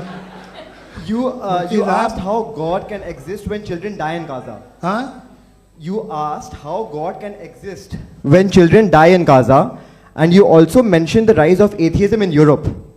But the same events also are leading many atheists and non-believers to turn towards faith. How do you interpret this contradiction, where suffering pushes some away from God, yet brings others closer to belief? देखिए, आपको एक बात बताऊं, दुनिया perfect तो कहीं भी नहीं है, हर जगह कुछ खामियां हैं। बेटा एक मिनट, मैं आप ही को कहेंगे, देखो वो तो कुछ खामियां, कमज़ोरियां, खराबियां सब जगह है। लेकिन अगर देखोगे ईमानदारी से कि दुनिया सबसे ज़्यादा महज़ब कहाँ है, एक आम शहरी को कहाँ हुकूक हासिल हैं, वो बोल सकता है, अपनी मर्ज़ी से काम कर सकता है, अपनी मर्ज़ी से राय दे सकता है, हुकूमत के ख़िलाफ़ बोल सकता है, बरसर इक़्तिदार लोगों के बारे में बोल सकता है, सरमायादारों के ख़िलाफ़ बोल सकता है। तो आपको ये स्कैंडिनेवियन कंट्रीज़ में मिलेगा, वेस्टर्न यूरोप में मिलेगा। मैं नहीं कह रहा वो परफेक्ट है, बिल्कुल नहीं, वहाँ बहुत ख़राबियाँ भी हैं, परफेक्ट तो कोई। लेकिन जिन जिन मुल्कों में, लैटिन अमेरिका देखो, गल्फ़ देखो, वहाँ पर आपको ये ज़रूर है कि रेप नहीं होते होंगे। रेप की ज़रूरत क्या है भाई? उसको तो ख़रीद लो, घर में रखो, सड़क पर रेप करने की क्या ज़रूरत है? मगर सुनिए सुनिए सुनिए, मगर हकीकत ये है कि वहाँ शख्सी आज़ादी राय देने की, बोलने की नहीं है। जी, ये एक आखिरी सवाल मुफ्ती साहब से। हाँ मैम, इनको माइक दीजिए। शुक्रिया। मेरा नाम मनीषा है, मैं हरियाणा से आई हूँ।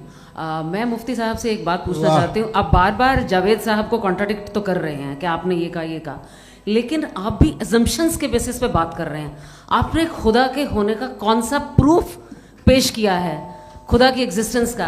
अब इस सवाल को अलग रहने दीजिए, कौन एथीस्ट है कौन नहीं है। और दूसरी बात जो आपने एक छोटी सी कही थी कि ये फ्री विल का इस्तेमाल करता है इंसान अपनी, लेकिन इस फ्री विल का इस्तेमाल में मतलब खुदा ने ये दे दी सबको ये इजाज़त कि वो कितना घिनौनापन और कितने ज़्यादा ख़राब से ख़राब तरीके इस्तेमाल कर सकते हैं। जवाब सुनते जी।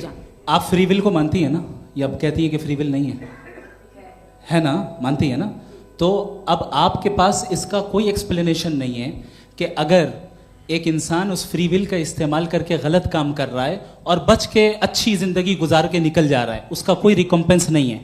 हमारे वर्ल्ड व्यू में जो इंसान गलत काम कर रहा है उसको भी रिकम्पेंस यानी उसका बुरा बदला मिलना है, और जो सही काम कर रहा है उसको सही बदला मिलना है। लिहाजा जो फ्री विल है वो इस तरीके से है कि एक लिमिटेड टाइम तक खुदा ने मोहलत दी है। ऐसा नहीं कि छूट दे दी, जो करना है करते रहो हमेशा। वक्त आएगा जब एग्जाम का टाइम खत्म होगा तब रिजल्ट आएगा, दौराने एग्जाम जबरदस्ती आपको नहीं बताया जाएगा। अरे भाई एक सेकंड जी, सवाल मुफ्ती साहब से मेरा, मुफ्ती साहब से जी, मैम रुक जाइए, आपसे फोन, आप इसके बाद आपसे बोलिए। मैं मुफ्ती साहब एक ही सवाल करता हूँ कि अगर जो हो रहा है फ्री विल से हो रहा है और एक दिन बरोज़ क़यामत इंसाफ होगा मैशर में वगैरह वगैरह, तो दुआ क्यों मांगते हैं लोग? दुआ मांगते हैं इसके मतलब है अभी भी उसने ये डिपार्टमेंट रखा है कि मैं रोज़मर्रा की ज़िंदगी में बिल्कुल बिल्कुल ही कैन। तो तुम कैन हो, तुम मुझे नौकरी दिला देते हो, मेरे बेटे को ग्रीन कार्ड दिला देते हो, और 45,000 बच्चे मरते उन्हें रोकते नहीं हो। नहीं तो क्या आप ये कह रहे हैं कि इस दुनिया में जालिमों को कभी पकड़ ही नहीं होती है? अरे जो भी पकड़ होगी वो बच्चे रोते हैं। बिल्कुल, देखिए मैंने अपने ओपनिंग स्टेटमेंट में यही कहा था कि जनाब जावेद साहब सिर्फ इमोशनल आर्गुमेंट देंगे। This is an emotional argument. ये छोटे मोटे इसके पीछे का रीजन मैंने बताया क्या है, इसके पीछे का रीजन क्या है मैंने बताया। मंच से आप लोगों को सज्जनों इसलिए कह रहा हूं ताकि थोड़ा सा आपके कॉन्शियंस पे जोर रहे कि आपको ऑर्डर बचा के रखना है। वक्त तय हुआ था, ये वक्त पूरा हुआ, आपने इतने धैर्यपूर्वक सुना, मैं आप सबका बहुत बहुत शुक्रगुजार हूं। यदि इन दोनों विद्वानों की इच्छा होगी तो कभी हम इस बातचीत का राउंड 2, राउंड 3, यही तो देखिए खूबी है इंसान की कि बहस मुबाहसे में वो पड़ा रहता है। आप लोगों ने बड़े धैर्य का परिचय दिया, बहुत बहुत शुक्रिया। इसी के साथ ये बातचीत यहाँ पे समाप्त होती है। मैं एक बात बता दूं, ये सारी बहस हो गई, अब मुफ्ती साहब और बड़े मुफ्ती साहब इन साथ के साथ मैं खाना खाने वाला हूँ।